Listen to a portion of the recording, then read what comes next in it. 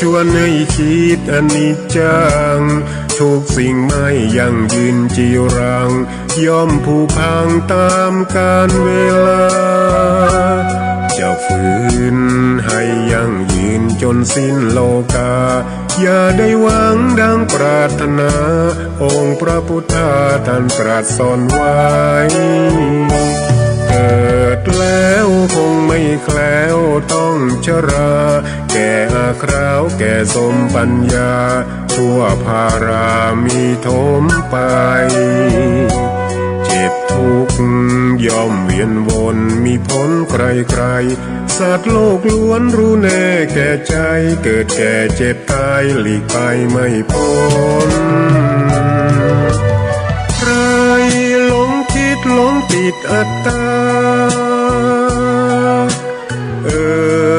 ว่าใจแจ้งกมลแม้นใครปลงได้คงสุขล้นชีวิตมีมองมนเกิดมาเป็นคนสมบูรณ์ดับหายเพียงร่างกายไว้ชีวาแต่กุศลผลกรรมทำมาย่อมแปลงค่ากลายเป็นทุนส่งผลให้ทุกคนเวียนวนไม่สูญสุขและทุกข์เป็นไปตามทุนที่พวกคุณได้ก่อทำมา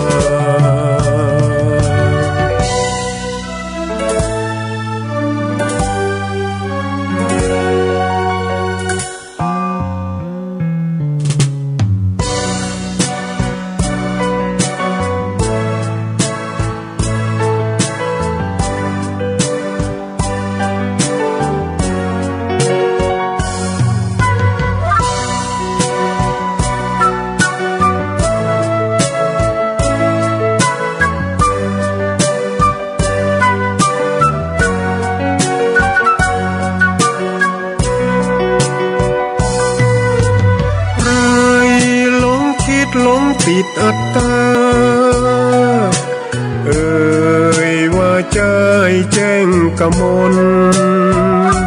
แม้นใครปลงได้คงสุขล้นชีวิตมีมองมนเกิดมาเป็นคนดับหายเพียงร่างกายไว้ชีวาแต่กุศลผลกรรมทำมาย่อมแปลงค่ากลายเป็นทุนส่งผลให้ทุกคนเวียนวนไม่สูญสุขและทุกข์เป็นไปตามทุนที่พวกคุณได้ก่อทำมา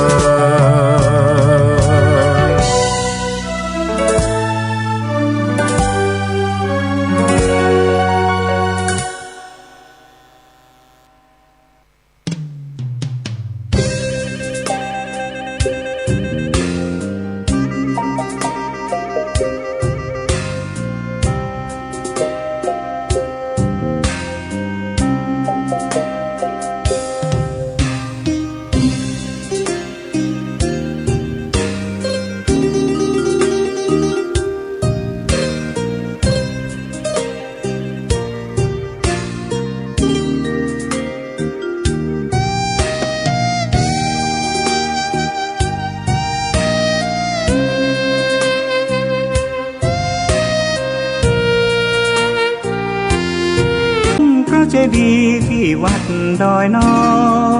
ยพร้อมเจดีย์โค้งอีกองค์เคียงคู่อยู่ดอยสลับก้อนหินใหญ่น้อยร้อยเรียงน่าอัศจรรย์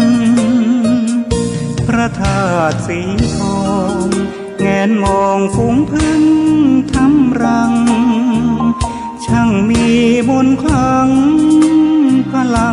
ศักดิ์สิทธิ์บนนั้น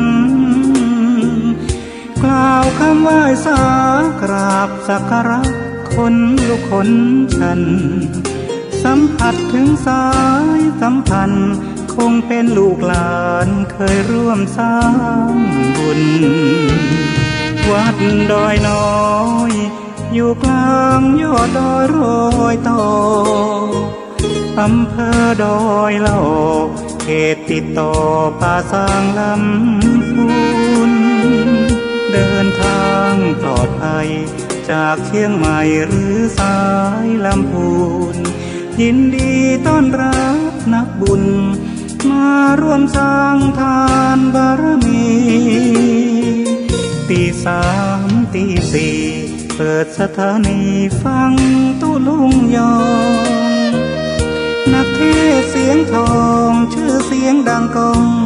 ทั่วฟ้าธานีตัวจริงเสียงจริงวัดดอยน้อยแม่จามเทวีต้อนรับญาติโยมที่มีจิตศรัทธามาร่วมสร้างบุญ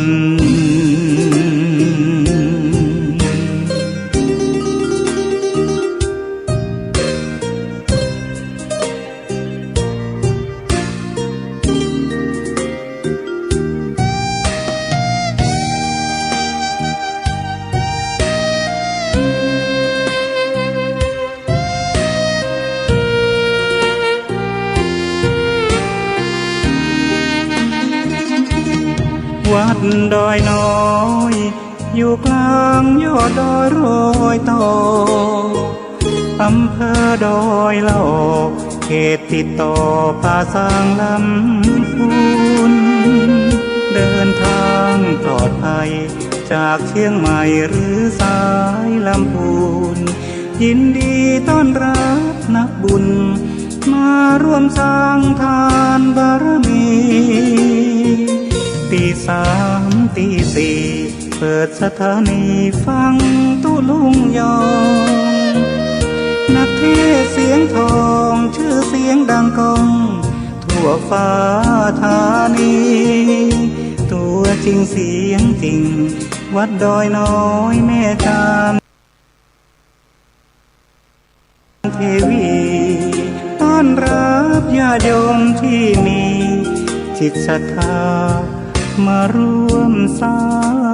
งบุญ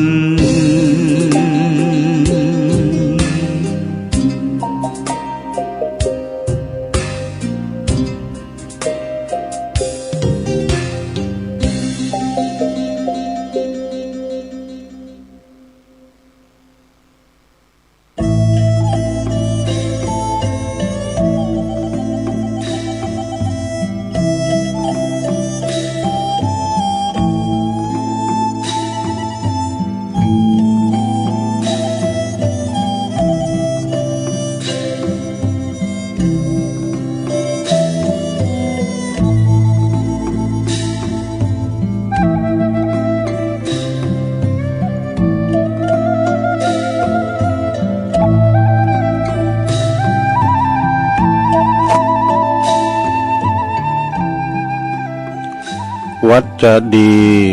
มีหลักฐานเพราะบ้านช่วยบ้านจะสวยด้วยเพราะวัดดัดนิสัยบ้านกับวัดผลัดกันช่วยยิ่งอวยชัยถ้าขัดกันก็บรรลัยทั้งสองทาง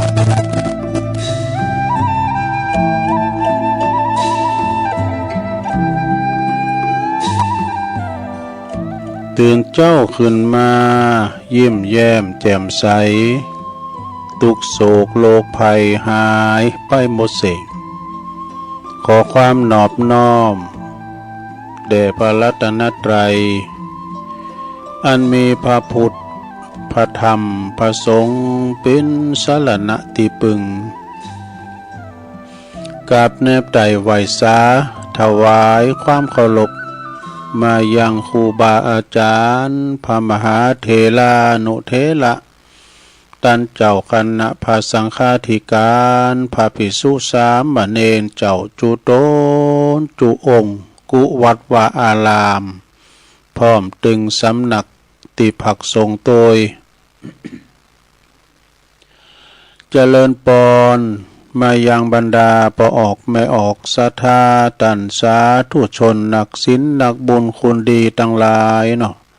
ปอหลวงแม่หลวงปอลุงแม่ป่าตั้งปีป่าหน้าเอาอาศรัทธาตินจ้องห้องวัดเท่าแก่หนุ่มกำใจยิงต่างหลายตื่นจืนขึ้นมาก่อมาฟังรายการสัพเพเหระปากินกะขอนลุงไก่แจงรายการเสียงธรรมแสงทองรายการเสียงธรรมแสงทองนี้ก็ดำเนินรายการโดยตนตัวแห่งอาตมาภาพเก่ากับผมตุลุงนันชัยวัฒนาคเสโนจัดรายการอยู่ที่บุญห้องสงฆ์ของวัดพระธาตุดอยน้อยตำบลดอยหล่ออำเภอดอยหล่อจังหวัดเชียงใหม่มาปบมาปะกับปอออกไม่ออกศรัทธากันในยามค่ำคืนดึกดื่นเนาะตื่นจืนขึ้นมาหรือวันนอนบัดลับก็มาฟังรายการตัวลุงไปเป็นสะเพเหระเนาะคือว่าเอาหั่นหน่อยนี่หน่อยเหมือนกับแกงแค่นำมาเสนอหือศรัทธาได้ฟังประคับประคองหือมันแจงตีนฝ้ายยกฟังแก่งอมแก่เงากันไปตื่นจืนขึ้นมาแล้วก็มจังจะเยี่ยมสัง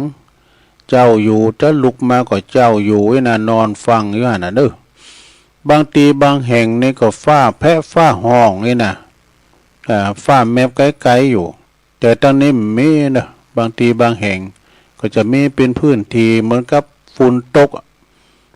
บะโตฟ้าซัมเตอก็ตกบานเฮาบานเปิ้นบาดตกซัมเตอก็ตกบานเปิ้นบานเฮามันตกมันก็มีกันเป็นตีเป็นตางมันปั๊บลุ่มว่าตะภัยจากลุ่มพายุลมเนี่ยมันจะมาปิ้นหอมจ้ะนะมันจะมาปิ้นหอมเทวดาไขประตูลุ่มจ้ะลุ่มมันแห้งก็ปัดปลาเอาไม่ฮักลักกูดป่านจองหอเฮิรนเปิ้นทะลุปูปัง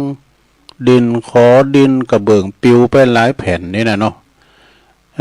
ก็มันจะมาปิ้นหอม เอาละเนาะเมื่อมาปะกันแล้วก่อนที่จะไปนักไปหลายตัวลุงก็จะนำไหวพระให้เกินเปิดความปิ้นสิริปิ้นมั่งกันละปิ้นมงคลกับตนกับตัวกับขอบกับครัวกับลูกหลานตันเต่าอยู่ดีมีสุขบ้านจองหอเฮิรนก็ขจัดปัดเป่าเสน่ห์จังไรโพยภัยตั้งหลายมาลายหายสิ้นหนีไกลแสนโยดแสนว่านำปาสิ่งที่ปินมงคลมังกะละเข้าคุ้มเข้าโหมาเนอะพร้อมแล้วก็กราบหนึ่ง กราบสอง กราบสามอิเมนาสกาเลนะพุทธังอภิปูชยามาอิเมนาสกาเลนะธัมมังอภิปูชยามาอิเมนาสกาเลนะสังฆังอภิปูชยามาอะระหังสัมมาสัมพุทโธภะคะวาพุทธังภะคะวันตังอภิวาเทมิ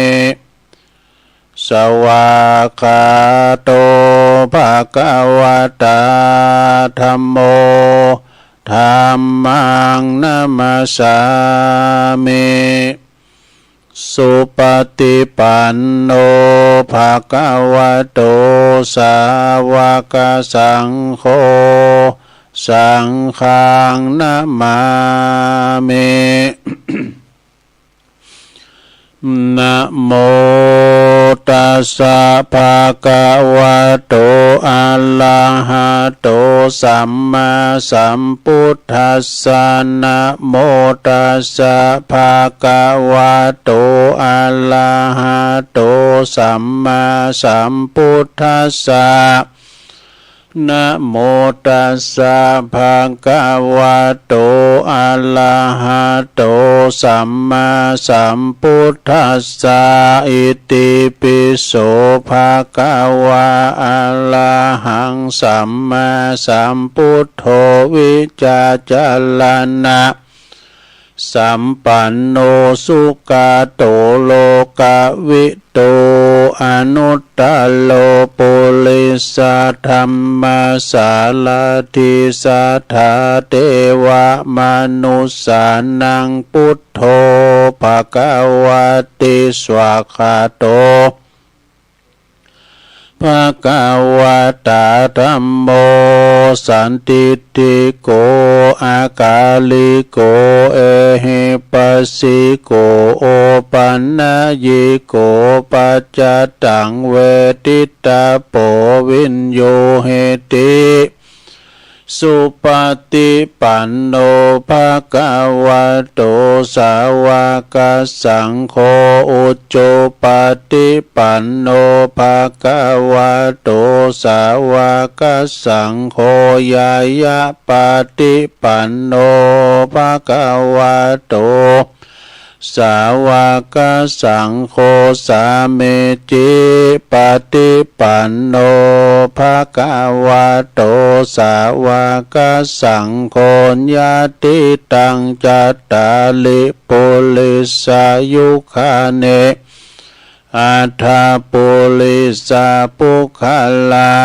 เอสาภะคะวะโตสาวกสังโฆ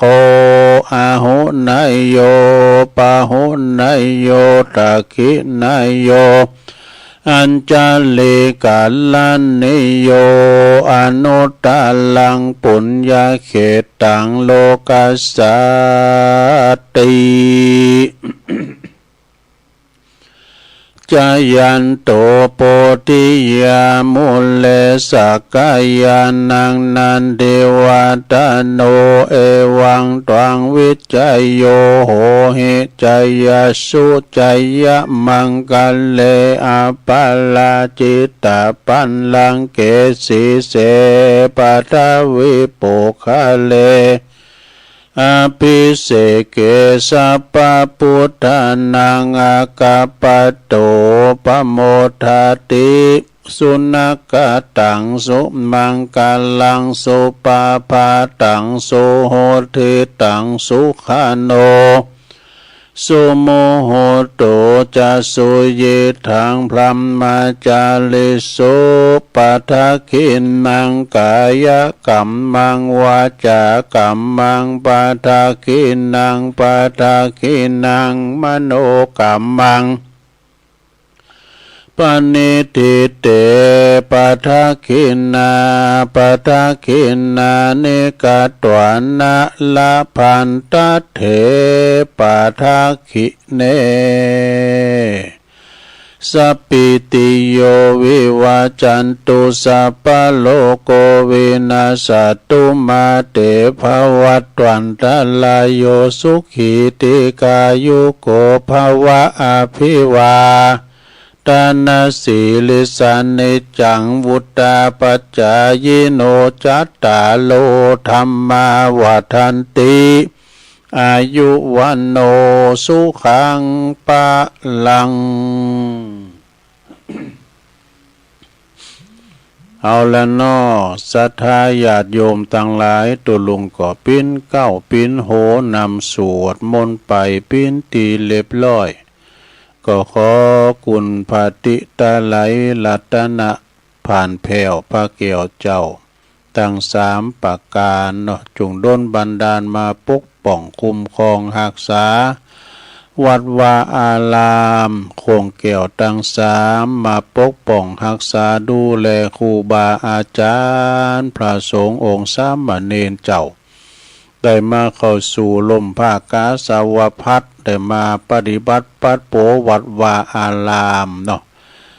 มาผิวพัดปัดกวาดมาป่ำเป้งป้าละมีธรรมมาขึ้นมาสร้างคุดน้ำบ่อก่อศาลานำจิตนำใจหือศีลหือป้อนกับศรัทธาญาติโยมเนอะมาปิ้นหนอนเน้อนาบุญตีศรัทธาญาติโยมจะได้มาทำบุญสักการะปูชากราบไหวพอออกไม่ออกพอหลงไม่หลงก็ขอให้มีสุขภาพพลานามัยสมบูรณ์แข็งแรงเด้อปิ้นลมโพลมใสหือลูกหือหลานตันเต่าตัวลุงก็ขอปิ้นกำลังอกกำลังใจอีปออีแม่ที่เดินเฮินไปไหนมาไหนบ้าใดก็เอาวิทยุปิ้นกูปิ้นกีมไปเนอะเลี้ยวก็ตั้งปอบ้านแม่บ้านจะเอารถเอาลาครับรถขับลาออกคุ้มออกโหก็มีสติก่อนสตาร์ทรถมันหนักมันลายเนาะระมัดระวังออกจากปากก้องปากซอยก็ดีออกจากประตูโหเลี้ยวซ้ายแลขวาปลอดภัยแล้วจึงไปเนี่ยจะไปจะเลี้ยวซ้ายก็ปืดไฟเลี้ยวจะเลี้ยวขวาก็ปืดไฟเลี้ยวขวาเอียกเนาะเนี่ยเขี่ยวขาดปลอดภัยทั้งขาไปทั้งขากลับเนอะเอาละตอนนี้ไปก็จะได้เอ่ยไปตั้งขึ้นบุญสถานีแต่ละคืนเนอะวิทยุในเครือข่ายตีเปินหับสัญญาณรายการทำมาช่วงเวลาตีสามตั้งแต่ตีสามถึง5 โมงดังต่อไปนี้เด้อขอขอบคุณสถานีวิทยุคืนพระพุทธศาสนาการศึกษาและวัฒนธรรมของวัดฝายหินเนอตำบลสุเตปอำเภอเมืองเชียงใหม่ FM 104.50 เมกะเฮิรตซ์โดยเมตตาบารมีธรรมอาจารย์พระครูสมุวิศวัตวรกิจโจเปิดกดลิงก์สัญญาณไปแล้วองค์ขลงในเมืองก็ฟังกันตั้งแต่เพลงเก่ามาละตั้งแต่ตุลุงทองมาแล้วเนาะขอบคุณสถานีวิทยุคณะสงฆ์อำเภอฝางตั้งอยู่ที่วัดพระพุทธบาทอุดมน้ำบ่อสาวาเด้อสำนักวิปัสสนา FM 100.25 เมกะเฮิรตซ์โดยเมตตาบารมีธรรมหลวงพ่อท่านพระครูสุจิตานุรักษ์หลวงพ่อใหญ่เจ้าคณะอำเภอฝางเด้อขอบคุณตุปิเลินด้วยเด้อชาตุปีจำเริญโชติธรรมโมลิงสัญญาณไปปีหนองฟางไม่อายใจประการก็ฟังกันไปขอบคุณสถานีวิทยุแดนดินถิ่นล้านนาตั้งอยู่ที่บ้านฮงโงตำบลนำบ่อหลงอำเภอสันป่าตอง FM 103.50 เมกะเฮิรตซ์โดยพี่อ้ายรุจิสมบัติเงาคำเนี่ยขอบคุณตังสองเถ่าเฝ้าลานนำบ่อลงด้วยขอบคุณสถานีวิทยุคืนธรรมาของชุมชนวัดห้วยตองซักตำบลขงเป้าอำเภอจอมตองเนอะ FM 98.75 เมกะเฮิรตซ์โดยเมตตาบารมีธรรมอาจารย์พระครูวาปีวรมานิตเนอะนะลิงสัญญาณปีน้องโซนไต่ซ้ายไต่ก็ฟังตั้งแต่เพลงมาเหมือนกันขอบคุณสถานีวิทยุมนเสียงธรรม ก็มนเสียงธรรมนี่อยู่อำเภอแม่แจ่มวัดบุพารามเนอะ FM 106.25 เมกะเฮิรตซ์โดยเมตตาบารมีธรรมหลวงพ่อพระครูมงคลวิสิทธิ์หลวงพ่อเจ้าคณะอำเภอแม่แจ่มเนอะขอบคุณท่านปลัดอุทัยถึง2 อุทัยโดยขอบคุณสถานีวิทยุเน็กเนลเรดิโอ FM 96.75 เมกะเฮิรตซ์ตั้งอยู่ที่บ้านจงตำบลทุ่งกวาวห้างหุ้นส่วนจำกัดอนุสรณ์เรดิโอขอบคุณสถานีวิทยุชุมชนคนเหนือเขื่อนตั้งอยู่ที่บ้านดงดำอำเภอฮอดจังหวัดเชียงใหม่ FM 90.75 เมกะเฮิรตซ์ขอบคุณสถานีวิทยุเพื่อการศึกษาและพัฒนาอาชีพอาร์เรดิโอเน็ตเวิร์ก FM 103.00 เมกะเฮิรตซ์อำเภอเมืองจังหวัดลำปางขอบคุณสถานีวิทยุอาร์เรดิโอเน็ตเวิร์ก FM 99.50 เมกะเฮิรตซ์วิทยาลัยเทคโนโลยีเพื่อการจัดการกฟผ.แม่เมาะลำปางและขอบคุณสถานีวิทยุวิทยาลัยสงฆ์นครลำปางมจล.ลำปางเนอวัดบุญญาวาสวิหาร FM 106.50 เมกะเฮิรตซ์เนอร์โดยท่านดร.จิรศักดิ์ปันลำผู้อำนวยการสถานีเฮาขอบคุณท่านดร.พัชรยาฟองจันตาฝ่ายวิทยุลิงสัญญาณปีน้องตังเมืองลำปางเขลางนครก็ฟังกันครอบคลุมกันไปไกลเนาะและขอบคุณพี่น้องบ้านไกลโดยสีคำเรดิโอ สีคำเรดิโอนี้ปุ้นปอยู่นาเหลืองนอกอำเภอเวียงสาจังหวัดน่านเนอร์ FM เก่า 12.50 เมกะเฮิรตซ์เนอร์อันนี้ก็เป็นเจ้าของคืนเนาะสถานีวิทยุแต่ละคืนก็ลิงก์สัญญาณไปนะนำเอารายการครูบาอาจารย์ไปออกสถานีของตันและก็แผ่พายกระจายเสียงไปให้ตันผู้ฟังที่อยู่ตั้งบ้านตั้งจองได้ฟังกันถึงหอถึงเฮินเด้อไปโมดกุศลเล็บเงียบแงถ้าเปิดด้วยนะก็จะได้ฟัง ตัวไปถึงบ้านถึงจองเนาะเสียงเนี่ยนะเปิดไปไหนก็ถึงหันนะบางทีก็บางคนเปิ้นก็เป็นปอกกะในขายก็เกมโตจะไปกัดไปรีซื้อกาดเนื้อมาขายกัดไต่เลยเกมเปิดร้านเปิดโรงละนะจะได้ทำหน้าที่แต่ละท่านแต่ละคนบางคนนั้นเพิ่นก็ตื่นเจ้าลุกหนึ่งเข้าเป่าไฟไปทำการทำงานเนี่ยกะไปเยการต่างถิ่นต่างแดนต่างบ้านต่างจองบางคนก็ไปเยการประจำเนี่ยรถเดินจะมาหับลูกหลานนี่มันได้เนอะลูกควายนี่นะ ต้องตื่นโตอยู่ตลอดเวลาถึงแม้จะรับเด็กก็ตามต้องลุกเจ้าบ่เหอะมันเสการเสงานเฮาเนาะ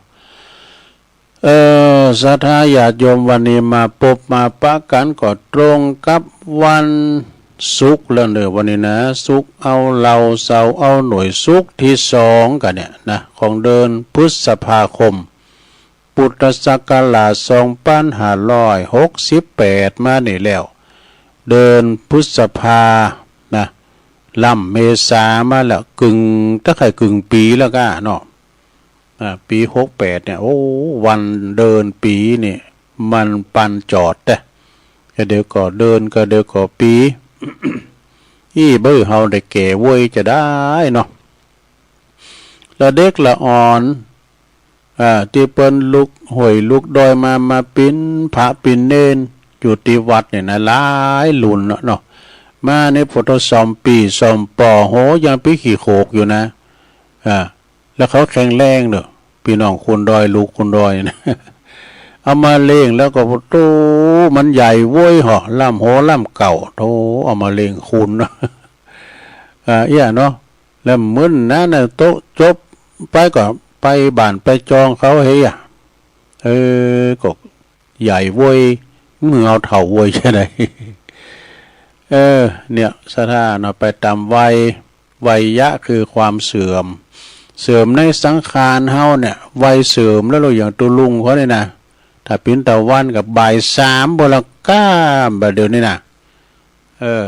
ลุกก็โอยนางก็โอยไปแล้วนี่ ก็ไปตามอายุสังขารเนาะสถาญาโยมมันเป็นโลกประจำโตเฮาเฒ่าแก่มาแล้วมันถึงหูมีหูมอมาลูกโรคภัยไข้เจ็บนี่หรือว่าพยาธิต่างๆสายโรคต่างๆมันจะตัดนั้นหนตั้งเข้ามาสู่เฮานะโรคเก่าเบาหวานไขมันความดันโรคหัวใจมันจะมาหาเฮาอันนั้นเฮาก็ระมัดระวังการกินวัฒนธรรมการกินบ่ไปกินสันละนี่นะ ไปสมโหามเด้อศรัทธาญาติโยมเนาะกินข้าวกินน้ำก็เหิดอันใดที่มันสั่นแรงเขาก็บ่กินเนาะนะวันนี้ก็นอนศรัทธาญาติโยมทั้งหลายเป็นวันศุกร์ ศุกร์เอาเราเสาร์เอาหน่วยวันนี้ก็จะน้อมนำเอาธรรมบรรยายเด้อไปดีแบบมีทุนเฮาอยู่แบบมีกุลแล้วก็เฮาไปก็มี มีทุนไม่ใช่ทุนการศึกษานะทุนก็คือบุญเนาะเนี่ย ทุนก็คือบุญเนาะเนี่ยโอ้ก็เขาก็เป็นในเนิดทำในเนิดทำไปดีแบบมีทุนเนอะ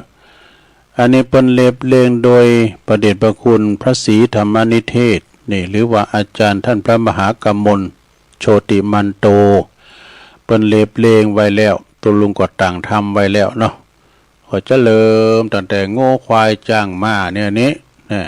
มันพิจารณาก็ลองฟังพอเนอสถาเนอโง่ควายจ้างม้าตายแล้วเหลือหนังดูเขาคุณยังเอาใจกันใดจ๋าหลวงสุดตับปุ้มปลดใส่คุณเฮาก็ยังกินล่ำอิ่มต้อง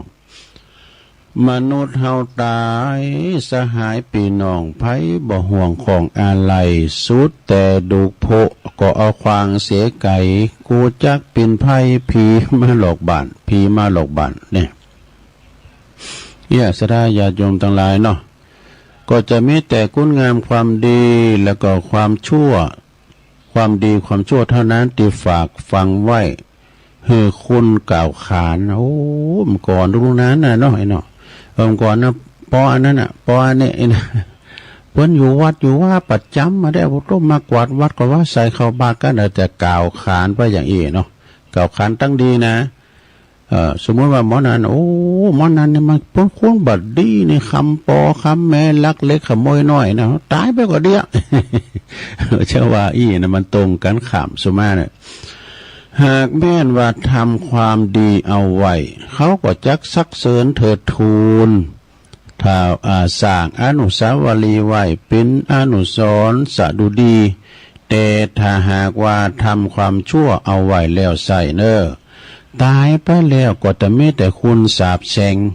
นินทาใดเสริมเสจือเสงวงตระกูลเป็นต้นนะ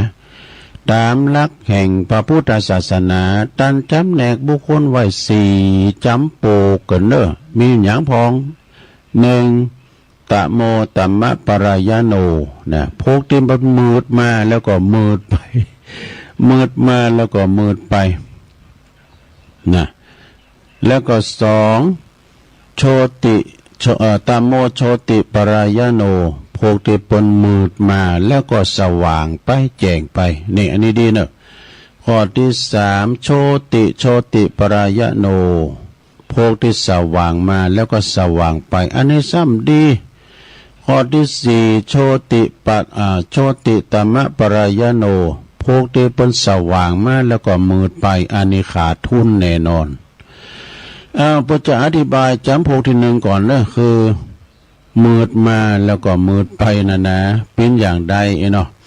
บางคนนี่เกิดมาแล้วก็มีกรรมติดตัวมาแต่กำเนิดเกิดมาละนะมีกรรมติดตัวมาแต่ก็ส่งผลให้กระทำกรรมส่งผลให้เฮาเนี่ยตกละกรรมลำบากหากินเพราะว่าอาการเลี้ยงชีพนี่การหากินเลี้ยงชีพนี่ก็อดมื้อกินมื้อว่าเนาะอดขาบกินขาบเสาะเจ้าเสาะแรงกำขอกับพี่น้องเจ้าบ้านพองร่างกายก็ผสมประกอบพิกลพิการอีวะ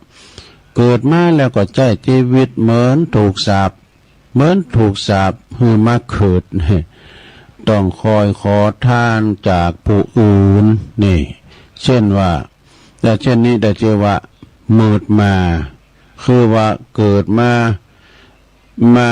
มีอัตภาพเป็นคุณใดอัตภาพเป็นคุณแล้วร่างกายประวันลำบากทั้งกายและก็ทั้งใจเมื่อเกิดมาแล้วก็ยังเป็นผู้ยังประมาทอยู่หลงไหลอยู่ในอบายมุข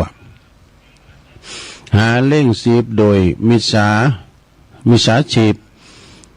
มาฟักใฝ่ในการทำดีแทนที่จะเกิดว่าเฮาที่เกิดมาต้องลำบากนี่อย่างชาตินี่เพราะว่า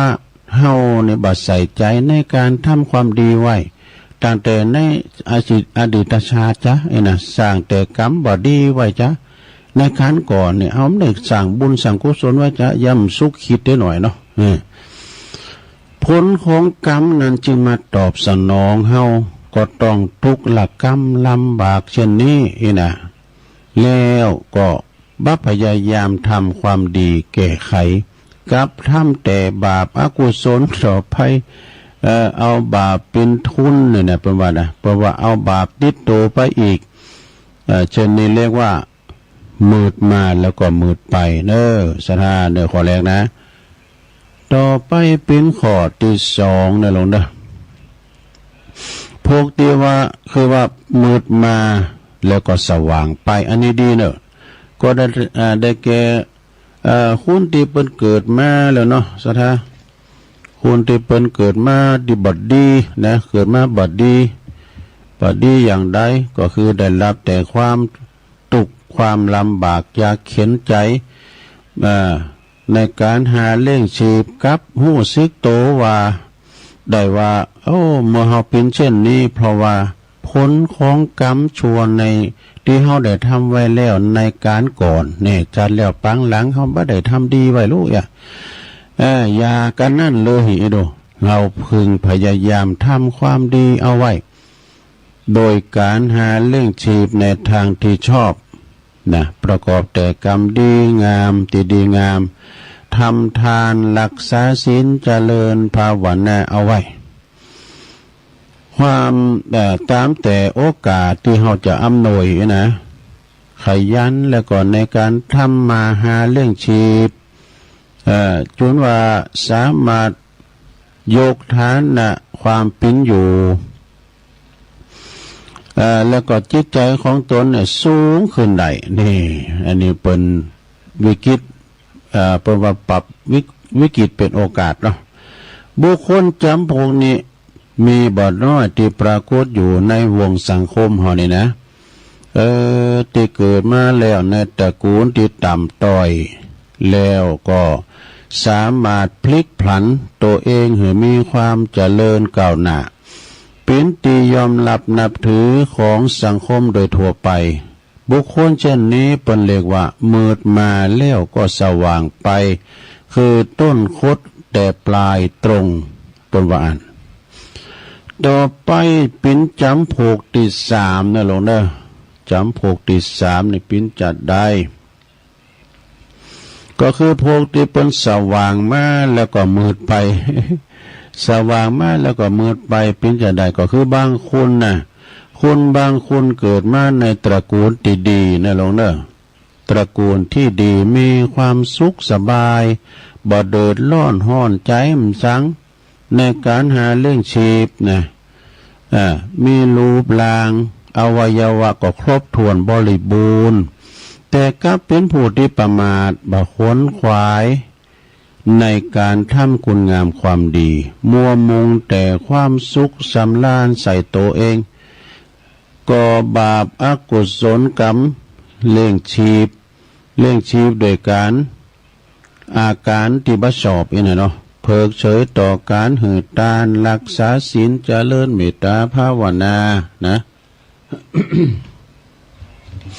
บ่ได้ก่อกรรมกระทำคุณงามความดีทำแต่สิ่งที่ก่อให้เกิดจิตใจกระด่างกระเดืองว่าหยาบจ้าเมื่อสิ้นชีวิตไปแล้ว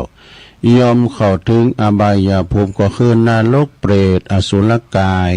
แล้วก็สัตตลิสารอย่างนี้เป็นต้นบุคคลเช่นนี้ท่านเรียกว่าสว่างมาแล้วก็มืดไปนี่เหมือนกับเขาไปส่องสัตว์ก็ไปแผ่ไปป่าเนาะเอากลมบีไปนะตู้กับก่อนนี่แจงเรื่องนะกว่าไฟฉายหน่อยกลมบีนะฐานมันใหม่อยู่นะกำปีกมาฐานมันหมดกว่างุมเตามานี่เอาที่ไหนไปดูตั้งเนี่ยบทโตผมได้ละมือสว่างมาละเมิดไปมาดีแต่ไปบ่ดีเช่นเป็นชีวิตที่ขาดทุนเปล่าศูนย์โยนี่เปล่าประโยชน์ศูนย์โยนเอาต่อไปจำปกที่สี่เหรอคือหยังจำปกที่สี่นี่ก็ได้ชื่อว่าสว่างมาแล้วก็สว่างไปนี่คือคุณในเกิดมาดีในตระกูลที่ดีแล้วนะมีความสุขบริบูรณ์ทุกอย่างโดยผลแห่งกรรมดี ที่ตนทำไว้แล้วในการก่อน แล้วยังอาศัยความมีพร้อมทุกสิ่งทุกอย่างของตนน่ะสร้างแต่คุณงามความดีแบ่งบายหือกินหือตานไปบริจาคสร้างวัดสร้างวาสร้างโบสถ์วิหารบำเพ็ญกุศลมาขึ้นบ่มีความประมาทในการดำเนินชีวิตบุคคลเช่นนี้ชื่อว่าสว่างมาแล้วก็สว่างไปแจ้งมาแจ้งไปตัวเนาะชีวิตที่เกิดมาแล้วจะเกิดมาเมิดหรือว่าจะเกิดมาสว่างก็ตามว่าสำคัญว่าเพราะว่ามันสำคัญมันจะเมิดมาหรือสว่างไปนั้นบ่เป็นข้อที่พึงใส่ใจเนอะมันเป็นที่พึงใส่ใจตอนที่เราจะไปนั้นต่างหากว่านะตอนที่เรากำลังจะไปนะเราต้องสว่างไปเด้ออีนะบ่จะว่ามืดไปนะสว่างไปแล้วก็โดยสว่างโดยคุณงามความดีสว่างโดยธรรมสว่างโดยศีลสว่างโดยสมาธิสว่างโดยปัญญานี่นะเนี่ยเป็นว่าซะนะบางพองนี่ก็โหงลูกโหงล้านโหงทรัพย์สลิงคานโหงสมบัติภาษาฐานเป็นว่าปรุงว่างเฮ็ดเด้ออีนะบางคนนี่ก็อย่างได้ทำก่อนเนาะโอ้ทานเศรษฐีนี่ก่อนเป็นมิธนาคารก็เงินคำกำแก้วก็เอาคู่ไปฝังที่จุ้มปลูกเอาไปฝังว่าจุ้มปลูกเพื่อว่าจะถอดจิตเนี่ยจิตมันตกอยู่ตะบูนทรัพย์สมบัติไปเกิดเป็นสัตว์เลี้ยงสารเป็นงูเฝ้าเป็นปุสมเฝ้าทรัพย์บ่ได้ไปพูดไปเกิดอันนี้ในถ้ำแล้วก็ว่าเหมือนกันนะซะได้เนาะนั้นก็เขียนไปตันไปซะท่าตันกล่าวไว้ว่าชีวิตดีสมบูรณ์นั้นนี่ต้องประกอบไปโดยดี3อย่างดี3อย่างนี่มีอย่าง1ก็ดีขุมมาใจ1ก็มาดีแบบมีบุญ2อยู่ดีแบบมีคุณแล้วก็3ไปดีแบบมีทุนเนี่ยมี3อย่างนะเพิ่นก็มีอธิบายดังต่อไปนี้เด้อที่ว่าเฮามาดีแบบมีบุญนั้นคือมาดีแบบมีบุญหนุนนำส่งให้เฮาสุขสบายนี่เฮามาเดี๋ยวนี้สถานะมันจะเหมือนกันดูบางคนผุดต้นนางอยู่บนกองเงินกองทองบางคนกำเบิกหมอเขากินกับพี่น้องชาวบ้านทุนมันมาเหมือนกันดูเฮามีทุนดีเฮาถึงได้มาอยู่ดีๆนะเนาะมีทรัพย์สินบริวารญาติมิตรถึงพร้อมมีร่างกายครบถ้วน32บะเซองกะนะแล้วก็เช่นว่าตันเรียกว่ามาแบบมีบุญนี่เฮามีบุญมาเกิดนะโอเกิดเป็นมนุษย์นี่ยากนะหลวงนะกิจโฉมนุสสปฏิลาโภเมื่อว่าเฮาเกิดมาแบบมีบุญแล้วก็ต้องอยู่ดีแบบมีคุณนี่คุณอย่างคุณงามความดีแล้วก็ไปดีแบบมีทุนตัวอยู่ดีแบบมีคุณนั้นอยู่แบบไหนเปิ้นก็บอกว่าก็อยู่โดยทำหน้าที่ของตนถึงพร้อมทุกคนเกิดมาล้วนมีหน้าตาที่ต้องรับผิดชอบมีหน้าที่ต้องรับผิดชอบแล้วก็ปฏิบัติต่อกันเป็นลูกก็มีหน้าที่ของลูกเป็นพ่อแม่ก็มีหน้าที่ของพ่อของแม่เป็นครูบาอาจารย์ก็มีหน้าที่ของครูบาอาจารย์เป็นข้าราชการทหารตำรวจก็เพิ่นก็มีหน้าที่หยังก็ตามก็มีหน้าที่ทั้งนั้นนะเป็นพระเป็นตุก็มีหน้าที่เป็นฆราวาสก็เป็นพระเป็นตุเจ้าก็เป็นฆราวาสญาติโยมเป็นสามีภรรยาเป็นนายกเป็นสสด้วยเป็นสวผู้เป็นผู้ว่าก็ตามเด้อว่าก็มีหน้าที่ด้วยกันทั้งนั้นนะการทำหน้าที่ของตนให้ถึงพร้อมทุกอย่างก็บกพร่องได้ชื่อว่าอยู่ดีแบบมีคุณเนอะอยู่ดีแบบมีคุณลูกมีหน้าที่ของลูกก็คือตอบแทนบุญคุณของพ่อของแม่พ่อแม่ก็มีหน้าที่เลี้ยงดู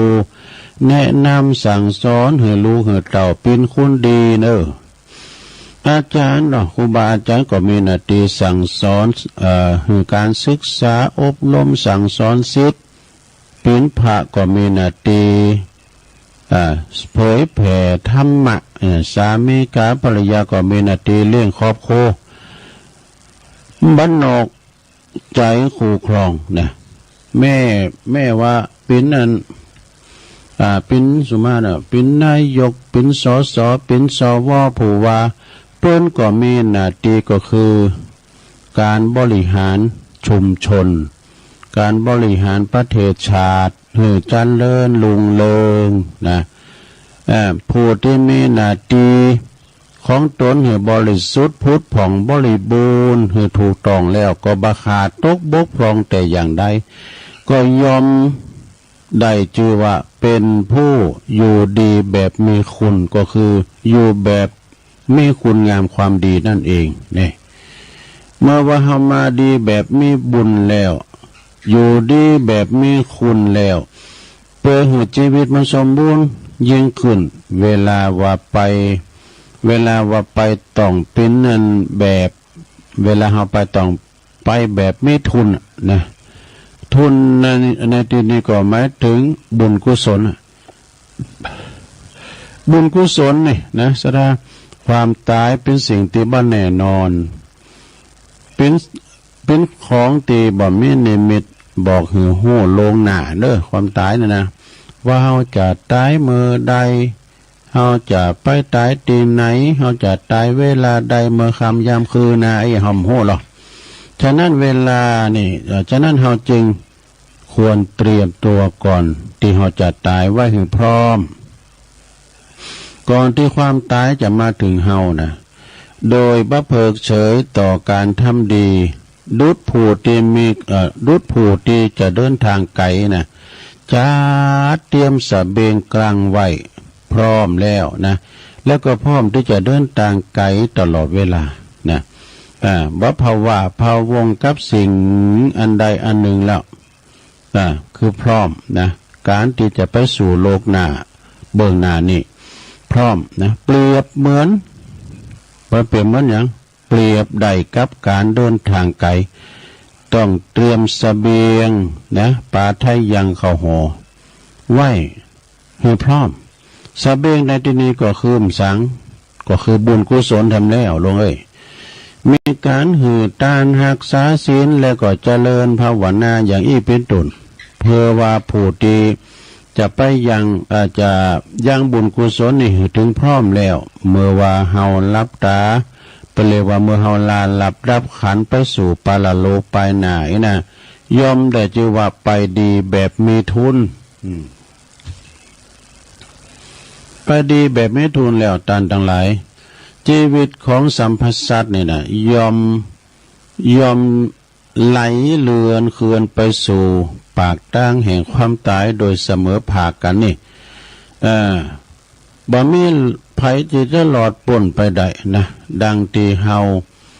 ได้มาประจักษ์โดยตนเองในครั้งนี้เนาะโดยเป็นว่ามีผู้ตายฉะนั้นจึงรีบขวนขวายทำหน้าที่ของตนมันสร้างบุญสร้างกุศลเอาไว้หนักๆคนที่จะดีที่จะชั่วนั้นปัจจัยอยู่ที่ชาติกำเนิดเนอะตนตระกูลแต่ว่าคุณจะดีจะชั่วจะเลวนั้นอยู่ที่การกระทำเนี่ยกรรมเท่านั้นที่จะจำแนกสัตว์หือดีหรือเลวสัตว์โลกต่างหลายทั้งมวลนี่ยอมเป็นไปตามกรรมของตนกำเนิดของคุณอันนั้นปัจจัยสำคัญที่เกิดมาแล้วเราจะทำดีได้มากมากน้อยแค่ไหนนะ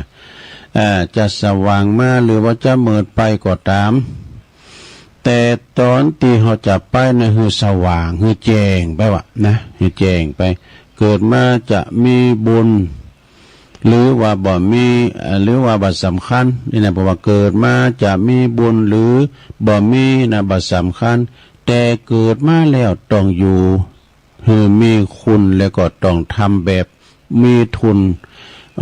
มีทุนไว้ให้มากที่สุดนี่ในการทำบุญการทำบุญทำความดีนั้นว่าพึงทำบ่อยๆนี่แม่จะมีความดีเล็กๆน้อยๆแม่จะเป็นความเล็กๆน้อยๆ แต่ถ้าว่าเฮาทำบ่อยๆบุญนั้นมันก็จะเพิ่มขึ้นมาเลยดุดภาชนะเปล่านี่นะเปิดง่ายไว้กลางแจ้งเมื่อว่าฝนตกมาทีละหยดทีละหยาดก็ยั่งเต็มโดยน้ำชันใดการทำดีนั่นก็ดุดกันมันทำบ่อยๆจนเกิดเป็นนิสัยนะเกิดเป็นนิสัยอย่าลืมว่าเพียงคุณงามความดีเท่านั้นที่จะติดตามเกิดกูลเฮาไปจอยเหลือให้เฮามีความสุขทั้งสองประวัติให้เฮามีความสุขใดในโลกทั้งสองนะคือโลกนี้แล้วก็โลกหน้าเนี่ยทั้งโลกนี้แล้วก็โลกหน้าเท่านั้นเตสนาวัสสาเนในการเป็นตีสุดแห่งพระธรรมเทศนาอันนี้ก็ขออำนาจคุณพระศรีรัตนตรัยจงมาปกป้องคุ้มครองรักษาจงมาเป็นพลวัตปัจจัยเกิดกูลให้ท่านทั้งหลายจงมีความสุขมีความเจริญประสบแต่ความดีงามในปาลโลกนี้และปาลโลกหน้าอย่าได้ตุกล่อนอันใดสมดังเจตนาของท่านทั้งหลายพร้อมกันได้อยู่ดีมีสุขอายุมั่นขวัญยืนมีโจกมีใจได้เจริญไปโดยจตุรพิษและปอนใจอันมีอายุวันนะสุขภาละเหมือนกันจูผู้จูคนดังตีตุลุงได้แสดงพระธรรมเทศนามานี่ก็หันว่าพอสมควรแก่กาลเวลาก็ขอสมมุติอยู่ที่ลงปรุงไว้เพียงเต่าอีเอวังก็มีด้วยประกาศนีสาธุสาธุสาธุจบลงไปศรัทธาญาติโยมทั้งหลายเป็นธรรมบรรยาย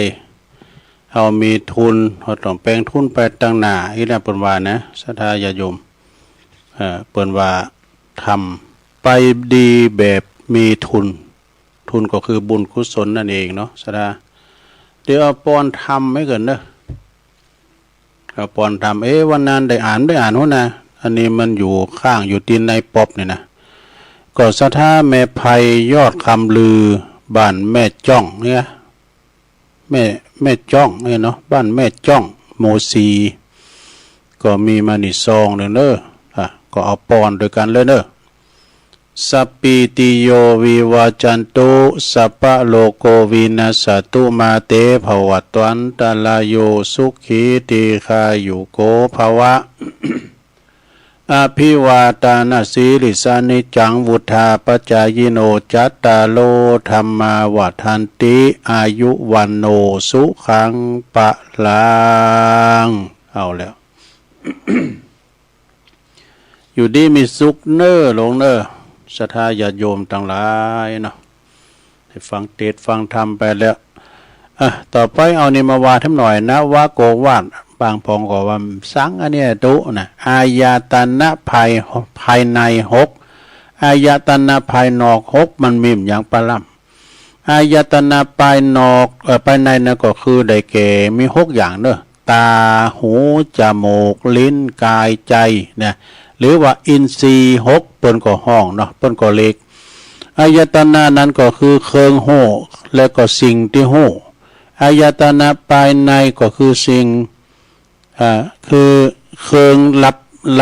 รับรู้นะรับรู้อายตนะภายนอกแล้วก็คือสิ่งที่หูก็ได้แก่ตาหูจมูกลิ้นกายใจ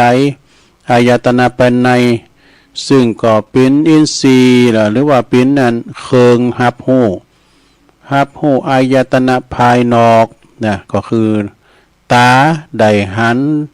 เป็นใหญ่ในการดูตาเนี่ย หือได้หันหูนี่หือได้ยินหูดังนี่ได้หือได้กินเนี่ยเนาะจมูกนี่นะลิ้นก็ได้ลิ้มรสนะแล้วก็กายนี่ก็ได้สัมผัสถูกต้องใจก็ได้นึกคิดนี่นะใจก็ได้นึกคิด อันนี้เป็นอายตนะภายในต่อมีหกเนาะอายตนะภายนอกก็มีหกเหมือนกันได้แก่สังรูปเสียงกลิ่นรสสัมผัสคืออารมณ์ที่มาถูกต้องกาย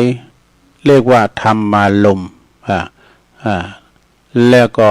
คืออารมณ์ที่เกิดกับใจก็คืออารมณ์ทางหกก็เรียกว่ารูปเสียงกลิ่นรสสัมผัสโผฏฐัพพะแล้วก็ธรรมารมณ์เป็นอายตนะภายนอกเป็นสิ่งที่ได้รับที่ได้หู้โดยอายตนะภายในเนี่ยมันเสริมกันเนาะสถานเนาะภายนอกภายในตาหูจมูกลิ้นกายใจแล้วก็รูปเสียงกลิ่นรสโผฏฐัพพะอันนี้ก็มันมีความสัมพันธ์กันเนาะนี่ก็มาเรายกยอดมาให้หน่อยนึงศรัทธาได้หับได้หูกันเนาะจนถึงว่าเวลานี้ตุลุงก็จะได้ยอบยั่งเหตุการณ์หนึ่งก่อนแล้วเดี๋ยวตอนสองก็จะมีนิทานมาเล่าให้ศรัทธาได้ฟังกันแล้วก็คุณวัยอายุนี่นะคุณวัยยะอายุ75นี่อายุ75นี่จะเป็นอย่างใดนะก็คือจะมีบ่ามีแหงแข็งแรงขึ้นมาก็จะได้อันนี้เป็นคติธรรมก็เดี๋ยวจะเอามาวางศรัทธาได้ฟังแล้วก็เอานิทานธรรมของครูบาเจ้าอภิชัยเขาปีมาเล่าสู่จู้กันฟังทำกรรมหนึ่งเด้อให้รอสักกรรม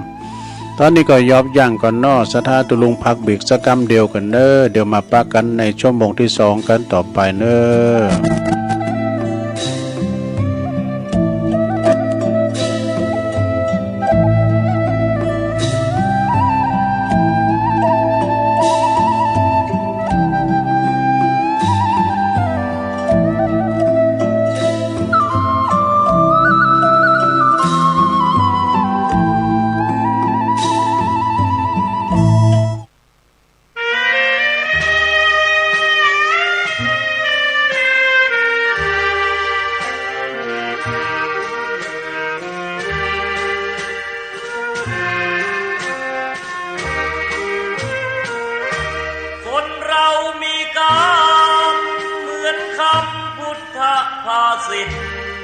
ว่าเกิดมาใช้นี้ชีวิต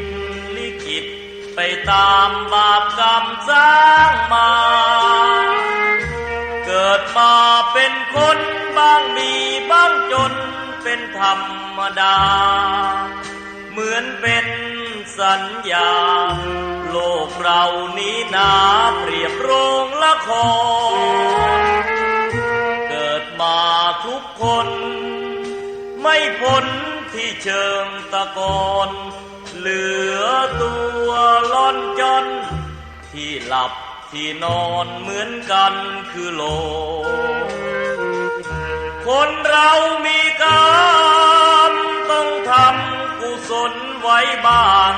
เพื่อแบ่งเบาหนี้บาปตามล้างคิดสร้างแต่บุญเป็นทุนเชื่อมโยงอย่าหยิบอย่าช่วยหาทางร่ำรวยด้วยการกินโกงแม้นตายเข้าลงบาปกรรมเพราะโกงติดตามเรื่อยไปถึงเป็นเศรษฐีมั่งมีเงินทองเพียงใดหมดลมแล้วไม่อาจนำเงินไปได้เลยสักคนเวรกรรมตามทานเห็นกันด้วยตาก็บ่อยเข้าอยู่ในคุกไม่ใช่น้อยไม่ค่อยจดจำในความทุกข์ทนสวรรค์ในอกและมีนรกในดวงกมลขอเตือนทุกคนว่ามีหรือจน ไม่เห็นสำคัญหมดลมหายใจแล้วไปนอนเรียงเคียงกันที่ป่าช้านั้นไม่พ้นมือฉันพวกสับเปลอ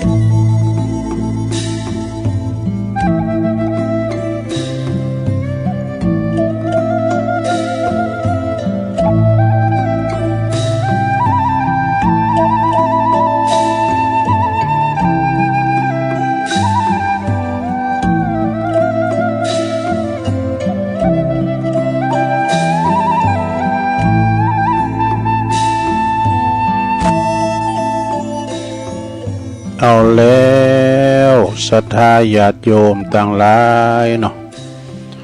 ตุลุงก็ได้พักเบรกนะพักครึ่งยกใหญ่ไข่ตีนางมึนลำไปก็เจ็บหลังเจ็บแอวเตียวไปเตียวมาอยู่เส้นอยู่สายแล้วก็ไปทำตุลาสนโตมาจิบน้ำลุงคออูกันต่อในชั่วโมงที่สองขณะนี้ท่านทั้งหลายก็กำลังฟังรายการสาระสัพเพเหระ ปากินนากาขอนลุงไก่แจงเนอโดยอาตมาภาพตุลุงยองได้ดำเนินรายการเนาะมันนางอู่นางจ๋าวันพุกนี่ก็มาอยู่เนอะตอนเมื่อเจ้าตีสามก็จะมีกิจกรรมยกวัดมาบ้านเช่นเคยนะแต่พุกมันจะวันศีลเนี่ยแต่เป็นวันเสาร์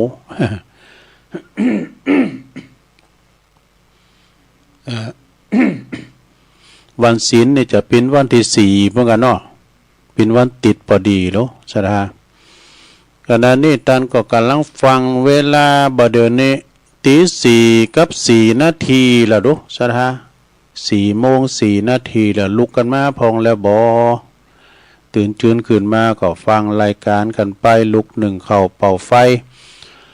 ตุลุงก็ซ้อหาสรรหาสิ่งละอันพันละน้อยมาเล่าสู่จูกันฟังเนาะในเน็ตพองกานี่ที่เปิ้นสูงมาพองกาในธรรมมรดกธรรมพองกานี่สถาก็มาฟังกันไปก็ตั้งครูบาอาจารย์ก็ฟังกันอยู่เนอสถาเนาะโอ้ไหวสาบารมีธรรมหลวงปอเนอคนดอยนกยูง วัดเกตกาลามเมตตาธรรมหลวงปอพระครูสันติเจติยากรฟังอยู่เนอไหวสานะครับเด้อโพสไปตังครูบาอาจารย์ดำลายตุนหลายองค์เปิ่นฟังกันนะต้องขอกราบขอบคุณเนออันใดที่มันจะได้ถูกต้องนะก็คือครูบาอาจารย์ได้แนะนำมาพ้องอากันเนาะนะ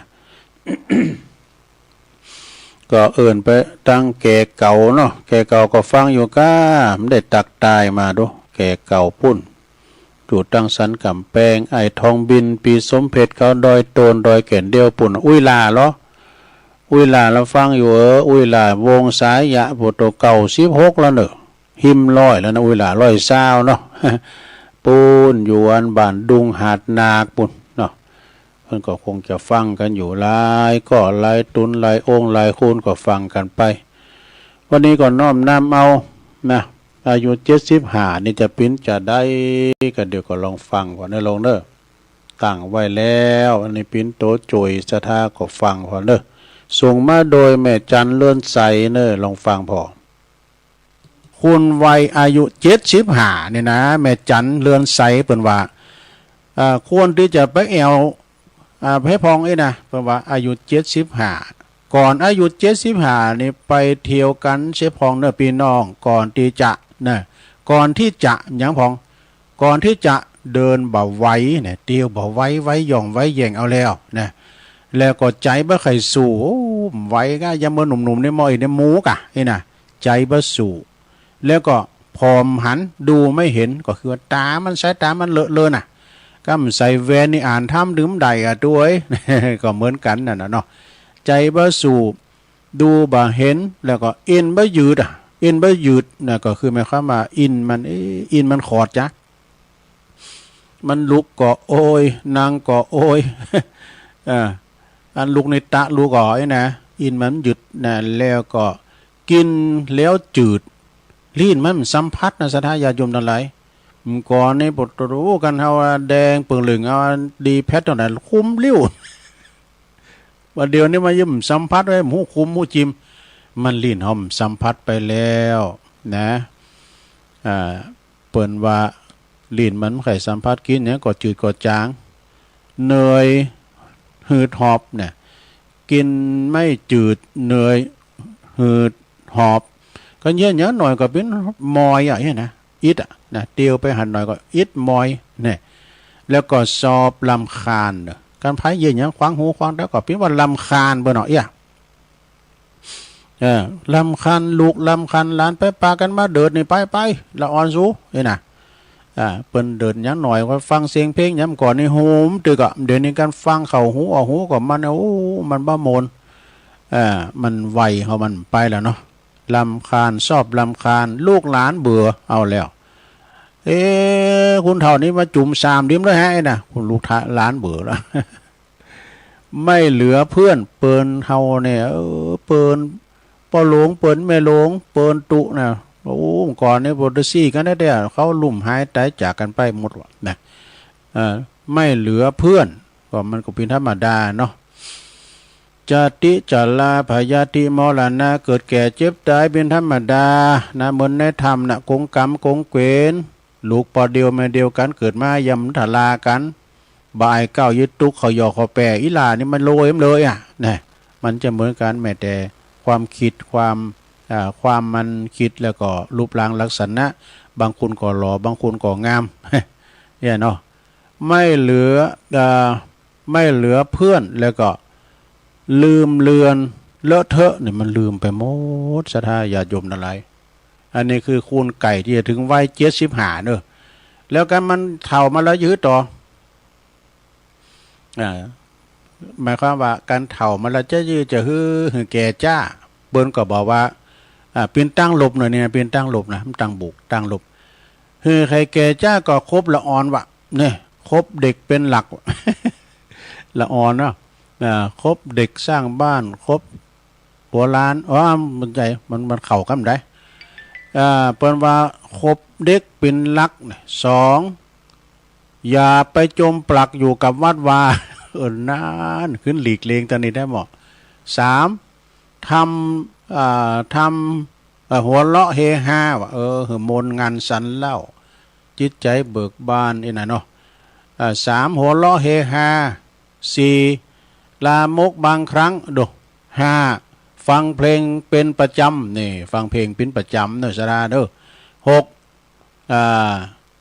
ค่ำลงกงละเป็ก เอาไว้แล้วอันนี้มันตั้งบวกนะหลวงนะแต่ไปเปิ้นจะแนะนำนะไปเขียนมาเป็นตั้งบวกได้หรอนะจะไปเอานะหลวงเนอะแล้วก็เจ็ดอย่าเก๊กเกินตัวนี่แปดอย่ามัวเมาแต่ธรรมะนานเก้าอย่าลดละเรื่องกิเลส นี่ตั้งลบนะหลวงนะสิบอย่าทำตัวทุเรศทุลังนะ11มีสตังแปลว่ามีสตังอย่าขี้เหนียวจะไปขีดจีนะครับหลวง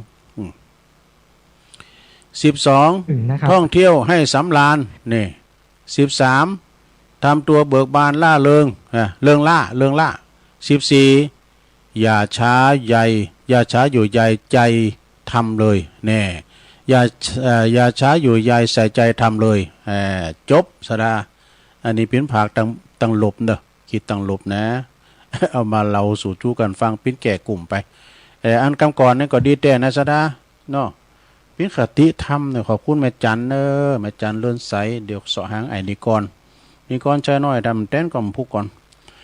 เดี๋ยวก่อนเรานิทานนี่ก่อนเนาะสดาเนาะเวลามันหนีบเข้ามาเรานิทานเรื่องแคบก่อนนะรองเท้าหน้าห้องอันนี้อันปิ้นอันเปิ้นตานยานเนอะตานยานก็คือรองเท้าเปิ้นสอบตานยานกันหลายกะอย่างงั้นปน้อยบุญปันก็สอบตานเหมือนกันนะตานรองเท้าก็หลายทันที่เปิ้นตานกันนะเปิ้นตานรองเท้าตานจ่องตานลม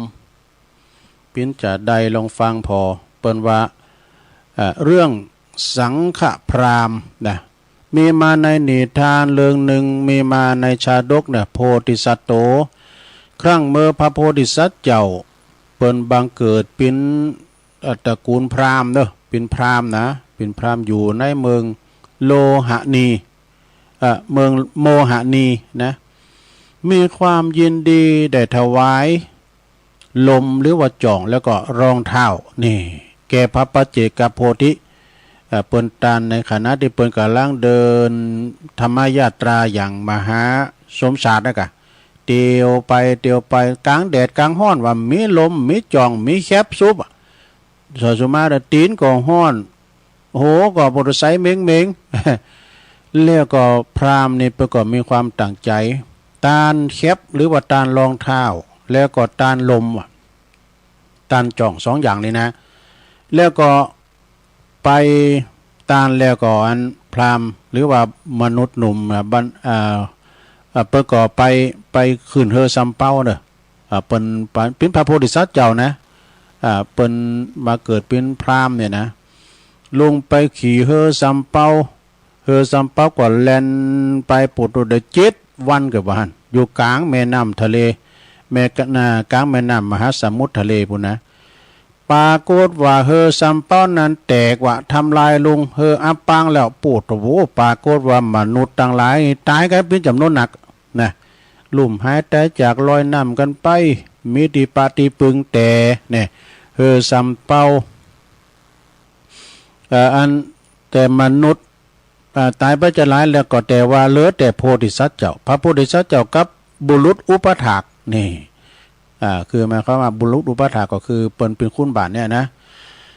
ก็ว่ายน้ำอยู่ในมหาสมุทรประมาณนานถึง7 วันปุถโตตโมสังโฆ7 วันก็เลยตัสมิงคเนในขณะย่ำนานนะสะทาเอ๋ย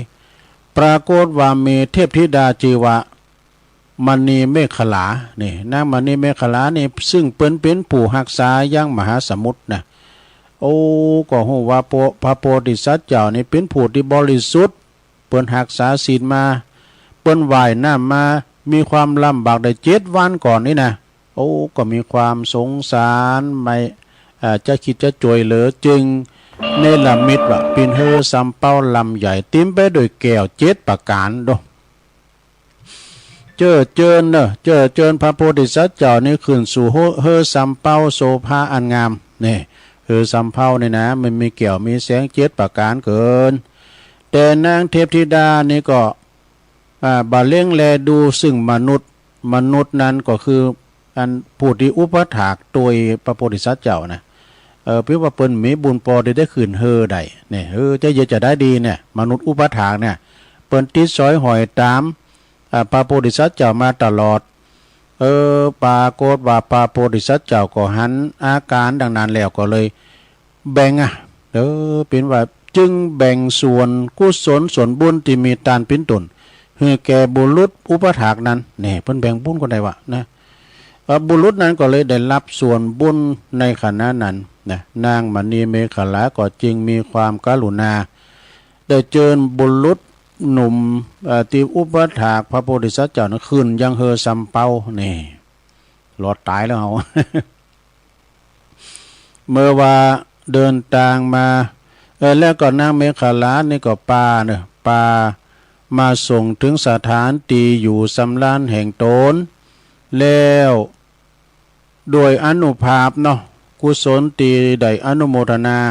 ตีได้ตานจ่องตานรองเท้าตานเกิบนี่คือกับพระปเจกโพธิเพราะฉะนั้นศรัทธาญาติโยมทั้งหลายเฮาตานทั้งหลายนี่แปลว่าควรทำบุญกุศลอันแผ่แล้วก็ทำบุญแล้วก็อุทิศแผ่พายย้ายบุญไปหาแก่มนุษย์และเทวดาทั้งหลายวะนะเทพธิดาทั้งหลายแล้วก็มวยม้วนญาติมิตรบริวารใกล้ชิดแวดล้อมทั้งบิดามารดาเป็นต้นถึงแม้ว่าจะเปิ้นจะมีชีวิตอยู่ก็ตามแผ่ไปหาเปิ้นนะถึงแม้ว่าเปิ้นดับขันลงหลับไปสู่ปาลโลกไปน่ะก็แผ่ไปหาเปิ้นก็จะได้รับส่วนบุญส่วนกุศลในการละเข้าครั้งนี้เนาะสดาอันนี้อย่างว่า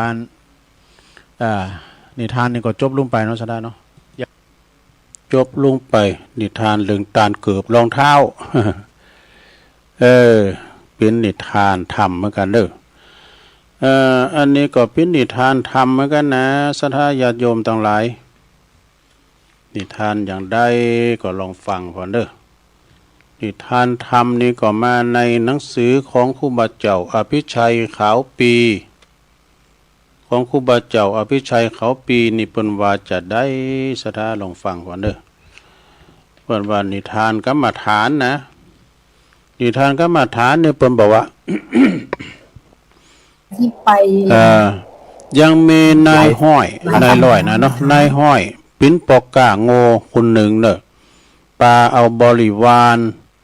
แล้วก็ปลาเอาโง่ล่อก็คือเกวียน500 ลิ่มพร้อมบริวารนะลูกน้องปองไปจะไปขายของขายโคในเมืองสุวรรณภูมิพุ่นน่ะดูก็ปลาเอาโง่แล้วก็เกวียนหรือว่าล่อเนี่ยนะเดินทางไปหลายมื้อหลายวันแฮมคืนแฮมวันมาไปผ่านไปถึงเมืองยักษ์แห่งหนึ่งโอ้เมืองยักษ์ก่อนนี่มียักษ์ได้สมัยโบราณนะมีเมืองยักษ์แม่หมายรูปพิมพ์แม่หมายมันต่างหากว่ายักษ์นี่เมืองนี่นะ ไปถึงหันแล้วก็ปอก้าโง่ตั้งหลายก็ปล่อยโง่เลยปล่อยโง่ปลดล่อปลดแอกล่อจากไปแล้วก็เอาโง่ตั้งหลายนะไปสอบไปมัดเนาะคือว่าจะผักนอนกันที่หันบางคนนะก็เอาโง่ไปมัดไว้ติดลักติดกับลักบางคนก็ติดกับตอว่ะถึงเวลาเมื่อคำมาแล้วนางยักษ์ตั้งหลายเนี่ยมาเนละมิดปิ้นสาวงามว่ะมาเนละมิดปิ้นสาวงามก็มาหลอกเอาหนุ่มปอก้าหนุ่มดิมหุ้มสังในหันว่างามไม่ก็ไปโดยเปิ้นไปสู่เลื่อนแห่งนางยักษ์ทั้งหลายพกหนุ่มปอก้าหนุ่มทั้งหลายนี่ก็โมเมากับนางยักษ์ปากันไปเที่ยวเรือนของนางสาวยักษ์ทุกวันว่ะเมื่อไปถึงเฮือนนางยักษ์แล้วปตนนางยักษ์ก็จับเอาปอก้าหนุ่มทั้งหลายเนี่ยกินไปเสียงหมดว่ะโตกินไปจนเสียงกินโพกหนุ่มหมดแล้วนางยักษ์ทั้งหลายก็เนรมิตปิ้นหนุ่มแล้วนะที่หมู่เขาตายไปแล้วนะเนรมิตปิ้นหมู่ที่ตายไปแล้วนะพวกนั้นเนี่ยแล้วก็เข้ามาสู่ฟูงโง่แถม กินเจ้าแล้วมันพอจะกินโง่ทั้งแล้ว ฟูงโง่หมดนั้นก็แตกตื่นกันนะปดโตแลนหนีกันปลาเอาลักไม่ฮักลักกูติมัดติดต่อติดลักนะไปหมดพวกยักษ์ก็ไล่จับโง่ต่างหลายมากินจนหมดเสียงทำแล้วดูกินจับเอาโง่ไปกินจนหมดจนเสียงหมดเลอโง่ตัวหนึ่งนะมันผูกติดต่อไว้ว่ะต่อนี่มาได้ละมันแต่มะกูดเนาะผ่ามามัดไปติดต่อกับนายห้อยคนหนึ่งเหลือสองโง่ตัวหนึ่งคนหนึ่งก็น่าหัวหน้าบ่หรอนายห้อยที่เป็นหัวหน้าเนี่ยย่ำตายย่ำโดนเด้อหรอนายห้อยก็ถือเอาถุงข้าวสารว่ะกับดาบริมหนึ่งแล้วก็ปาเอาโง่ที่ผูกมัดติดต่อนั่นน่ะเดินทางกลับขึ้นมาจนยื่นคำน่ะคือหนีจากที่หันเนาะเดี๋ยวต่างมาจนปนนี้มาปอคำพอถึงเวลาแรงเย็นคำแล้วก็เอาไปอันตัดเอาต่อไม้แล้วก็เล่มฝังลงดินแล้วก็เอาเจือโง่ไปมัดติดลักติดต่อน่ะติดลักเนอะมันจะต่อน่ะเอาไปมัดติดลักไว้ตีหันแล้วก็พักนอนนายห้อยนี่ก็พักนอนอยู่คนเดียวกับโง่ทำโตนี่นะนางยักษ์นี่ก็มันลดละความพยายามน่ะติดตามมาตัววะดูก็มันเนล่ะมิดปิ้นสาวงามแถมแล้วมาหลอกนายลอยนายห้อยผู้เป็นหัวหน้านั่นนะนายห้อยผู้เป็นหัวหน้านั้นหันนางยักษ์หมู่นั้นโหอันนี้มันมาแต่งตัวเป็นสาวเนล่ะมิดเป็นสาวนี่มันใจคุณธรรมดาเนี่ยเพิ่นไว้ตัวเต้นเนาะอันนี้มันเป็นไผยายยักษ์เป็นนางยักษ์ต่างหลายนางยักษ์สินีต่างมันแต่ปลอมโตมาก็เลยคว้าเอาดาบออกมาเงื้อจะฟันนางยักษ์ก็ขึ้นโกมก่อนเฮ้ยนางยักษ์ปุ่นนั้นก็โกแล้วก็วิ่งหนี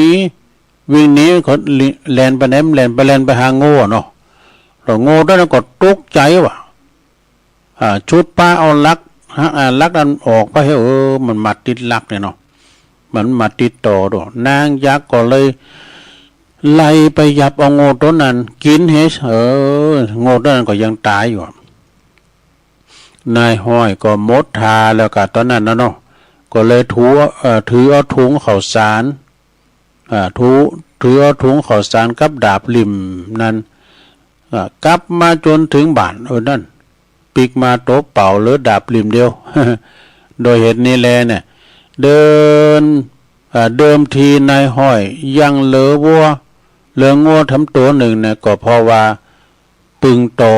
นั้นมาปึงตอเนี่ยดีนะแล้วก็ตอนหลังเนี่ยมาไว้บางนะไปลืมไปกับไปมัดติดลักไม้เป็นเอาไม้มาเหลี่ยมมาแปลงลักเอาโง่ไปมัดไว้ติดลักนั่นก็เลยเป็นเหตุเสโง่ไปแล้วก็นายห้อยนั่นก็ปิกมาโดยโต๊ะเป่ากับดาบริมเดียวจบซะนะ มันได้เรื่องอยู่เลยอันนี้เรื่องนางยักษ์เนี่ยท ที่มาที่ไปก็มีก็เรื่องนางยักษ์เนาะสถาจบลงไปหนังสือนิทานธรรมบักเก่าเลยเวลาอยู่ทั้งหลายอันนี้จะเอาอันนี้มาว่าแฮมกำหนึ่งกันเด้อสถาอันนี้เป็นของปกครูอำนวยกับลำพัดมีมหลายมเก่าเป็นกำบักเก่าเราไว้เปิ้นว่าเงินคำนี่ปิ้นเจ้าเข่านี่ปิ้นน่ายนะเข่าปิ้นเจ้าปิ้นน่ายนะประวัติเอาเงินคำปิ้นเจ้าเงินคำนี่ปิ้นเจ้าเข่านี่ปิ้นน่ายเข่านี่ก็ปิ้นน่ายนะสถาเข่านี่ปิ้นน่ายก่อนนี่เปิ้นมีทำยาขวัญเข่าหรอยาขวัญเข่าเนี่ยตุลุงก็ตีดกันก็มีจำความได้ไปจือเพราะว่ายาขวัญเข่าเนี่ยพระพุทธเจ้ากำลังเตดน้ำเตดธรรมพระเจ้าเป็นเตดน้ำเตดธรรมคุณก็ฟังกันจะหลายยาขวัญเข่านั้นมันก็มาเดือดอยู่ทั้งหมดนั้นบะเขาก็ไล่มันไปก็ฟังเดือดอยู่หันมารบกวนพระพุทธเจ้ากำลังเตดธรรมพระพุทธเจ้าก็เลยเอิ้นปากกับมันหนีไปไกลๆว่ะยาขวัญเข่าเนี่ยก็เลยหนีจากบ้านเมืองนั้นไปต่อจากนั้นบ้านเมืองนั้นก็เป็นบ้านแห้งเมืองแรงเข่าก็ไม่ขาดแค้นไม่ได้กินเข่ากันว่ะก็ผลสุดท้ายนี่พระพุทธเจ้าก็คุณไปเอาสวยดอกไม้ไปเจอยาขวัญเข่ามาปิกบ้านปิกเมืองอย่างเก่าต่อจากนั้นก็เข่าน้ำโภชนะจันทร์อาหารก็อุดมสมบูรณ์มาว่ะอันนี้เป็นประมาณเนี่ยนะในธรรมยาขวัญเข่าก่อนนะใครลืมไปอันนี้เงินคำปิ้นเจ้าเข่าปิ้นหน้าหมายความว่าอย่างไรเพิ่นก็ว่ามีเงินมีทองแล้วก็สบายอกสบายใจนี่อย่างที่ตุลุงเคยว่าคุณบ่เฒ่าหื้มแต่งลูกแต่งงานมีลูกมีเต่าทำหน่อยเฒ่ามาพระจะมาผอมมากอยนี่นะคุณน่ะก็บอกว่ายามหนุ่มๆนี่หาเงินไว้หลายๆฝากธนาคารไว้ก็ดีเก็บเงินไว้เฮามีเงินในเงินมันบ่ทิ้งเฮานะถ้าเฮามีเงินคุณก็ทิ้งเฮานะ อันนี้ก็ถ้าเฮามีเงินมีทองแล้วก็สบายใจว่ายิ่งมีข้าวเอาไว้กินก็ยิ่งสบายใจยิ่งขึ้นนี่ฉะนั้นจึงบ่ควรตีจะจ่ายเงินคำจนเกินโตเนอะนี่จะไปกินง่ายจ่ายโอยนั่นน่ะก็สถาได้เงินมาไปจ่ายเปิงควรที่จะฮู้จักคุณค่าของเงินของมันตัวนี่ดังนั้นในคุณโบราณเปิดจึงเปรียบเทียบเอาไว้ว่าเงินทองนั้นเป็นเสมือนเจ้าเขานั้นเปรียบเสมือนปิ้นให้นี่ศรัทธาญาติโยมเนาะแต่เงินคำเกี่ยวนี่บางทีมันก็บาทนะบาทหลายอย่างเงินคำเกี่ยวนี่นะเวลาไปทำงานรวมกันก็ดีก้าขายด้วยกันแต่ว่าแบ่งสรรปันส่วนเงินมันบ่ลุงโตนี่ก็บาทกันมั่งใจก็มีดอกบาทปีบาทน้องบาทปอบาทแม่เงินคำนี่นะไผไก่พิษกันนะปีน้องก็ตามโดยเอาสตางค์กันยืมเดี๋ยวมาถึงพิษกันว่ะแต่พิษกันเมื่อทวงนะเนาะยามเมื่อเฮายืมเนี่ยก็เป็นมิตรต่อการแต้นะเวลาเฮาไปทวงก็เป็นศัตรูไปอ่ะนะเงินคำเกี่ยวจะไปเฮือบรรบาทอกบาทใจบาทปีบาทนอกถอยทีถอยอาศัยเนี่ยเป็นว่าเงินคำปิ้นเจ้าเข้าในปิ้นนายนะแฮมกำนี่เราเป็นว่างามแตะเหมือนแปะยองตอเนี่ยงามแตะเหมือนแปะยองตองามแต่หนอเหมือนตอไฟใหม่อันนี้หมายความว่าอย่างไรเปิ้นก็แก่ว่าเป็นกำประชดประชันคุณตีบะเจมเนอเจมโตนี่สวยจริงๆเนี่ยนะสวยเหมือนแปะเวลายืนโชว์บุญต่อไม้สวยเกินสวยเหลือเกินเหมือนกับต่อไฟลนนั่นแหละเห็นไหมเหมือนต่อไฟลนรูปหล่อเหมือนต่อไฟลนเนี่ยเนาะอันนี้มีทั้งหมดหนึ่งโง่เลิกยานายตุยนี่มันเป็นจะใดโง่ที่เลิกกินยานั้นมักจะบ่คอยตุยบ่คอยโอนเป็นการเตือนสำหรับคนที่สอบเลิกงานสอบเลิกงานที่งานนักบ่เอางานเบากับบ่สู่ก็คือเป็นมันต่ำต้อย มันต่ำต้อยบ่ยอมทำไอ้น่ะทำบ่มีเงินบ่มีทองนั่นเองนะคนเฮานี่มาจากดินก่อนดูสถาญาติโยมทั้งหลายตุลุงเคยอ่านชีวประวัติอันประวัติของคุณดังแต่ก่อนนะอย่างที่ตุลุงปืดเพลงไปเจ้าน่ะสับปะเลอนะเพลงสับปะเลอนี่ของอันนักร้องนะก่อนนั้นเป็นก้านั้นคิมกวนอิมนะเป็นนักร้องสมัยเมื่อก่อนเนาะ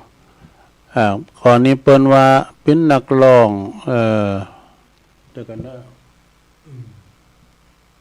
นักร้องก่อนนี่นะที่เปิ้นห้องเพลงสับปะเลอประจวบจำปาทองนะประจวบจำปาทองนี่เปิ้นก็มาจากพื้นเพที่เปิ้นก็ตุกมาก่อนนี่นะเปิ้นว่านะแล้วก็เปิ้นก็มาลำมาโรยกับขายครีมจันโจครีมหยังกวนอิ่มข้ามก่อนเนี่ยปดโทรายการนักร้องที่เปิ้นประกวดร้องเพลงดังก็เปิ้นก็จัดหลายเนาะเปิ้นมีเวทีไงลูกนะรายการหยังก่อนชุมทางคนเด่นเนี่ยนะ แล้วพอพื้นเงาเก้าหาพวกเนี่ยประจวบจำปาทองเนี่ยเปิ้นเป็นคนเขมรเนาะซะนะเปิ้นเป็นคนกัมพูชาพุ่นนะเอาตามที่อ่านในประวัตินะแล้วเปิ้นก็เสียชีวิตไว้ฝากเสียงเพลงไว้สับปะลือที่เปิ้นห้องเนี่ยนะซะนะเป็นจี้ดูแล้วตอนนี้ป้าตุลุงก็จะเอาอันมาทำบทหนึ่งเนาะเอามาทำบทหนึ่งก็ของอันเนี่ยก็บากรรมบาเก่าเรามาคือว่าเป็นของปครูอำนวยกับลำพัดอันนี้งอเลิกหย่าเลี้ยวไปแล้วเนาะเงินทองบัดใจปีน้องกันนี่อีน่าสระ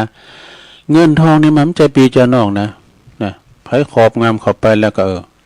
ก็การเข้าใจที่มันถูกต้องก็อย่างว่าได้มาบริสุทธิ์ได้เนาะเงินทองบัดใจปีบัดใจน้องกันเงินทองนั้นเป็นของบาทตาหล่อใจแต่บาทตาหล่อใจแม่แต่ปีน้อง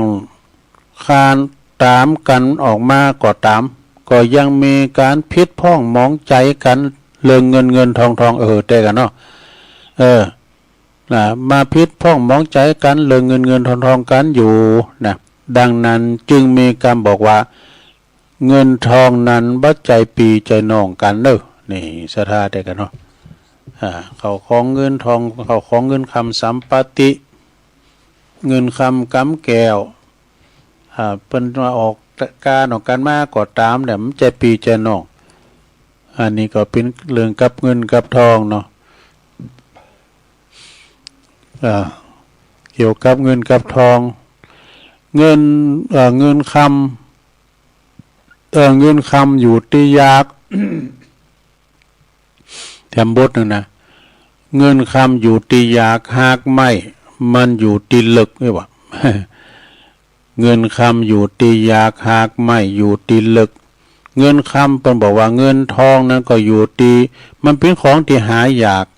แต่หามาได้แล้วก็ใจมันหู้คุณค่าของเงินเนอะบางคนได้มาแล้วเนี่ยเอาไปกินหายใจเสียงบ่ฮู้คุณค่าของมันคืดฮอดเมื่อเฮาไปรับจ้างเนี่ยเนาะวันคำก็ด้วยใจได้มันมาเนาะก็เปรียบเหมือนหากไม้เนี่ยยอมจะอยู่ที่ดินลึกๆนี่นะ อันนี้ก็เป็นกรรมบักเก่าเราไว้ของพระครูอำนวยกับลำพัดเอามาคัดเวลาได้ทำจัดหลายอย่างมีทำหลายอยู่เด้อมันผูกตุลุงก็เอามาแถมต่อไปเอาคำกลอนสอนใจของโปรแกรมนั้นสันติสุขชัยวงศ์มาสักกรรมกันเด้อบางทีเป็นเขียนมาจะดีนะตุลุงอ่านบ้าขับกันก็มีตุลุงเอาก่อนเป็นรู้ให้นะเดี๋ยวลองอ่านพอสักบทกันเด้อเกิดทำไมในโลกนี้มีแต่ทุกข์คลุกวางจิตนะคลุกวางจิตติดไม่หายทั้งกายใจเทวโลกพรหมโลกสดใสไม่ไปกันนั้นอยากรู้คิดดูบ้างพ ราะตัณหามาหน่วงหนักชักเอาไว้จิตจึงได้ไปติดลมจมอับปางทั้งโลภะทั้งโทสะละไม่ห่างทางที่ไปไม่สดใสในชาตินี้นี่เอาไอ้บทหนึ่งกันเนาะเปิ่นเขียนมาเนอะศรัทธาญาติโยมนะของปกำนันสันติสุขชัยวงศ์นะบันน้องผักขาวเนอะศรัทธาเนอะ วันผูกตุลุงก็เอามาสหามาวาแถมเนาะผูกในปีนวันเสาร์ก็มีกิจกรร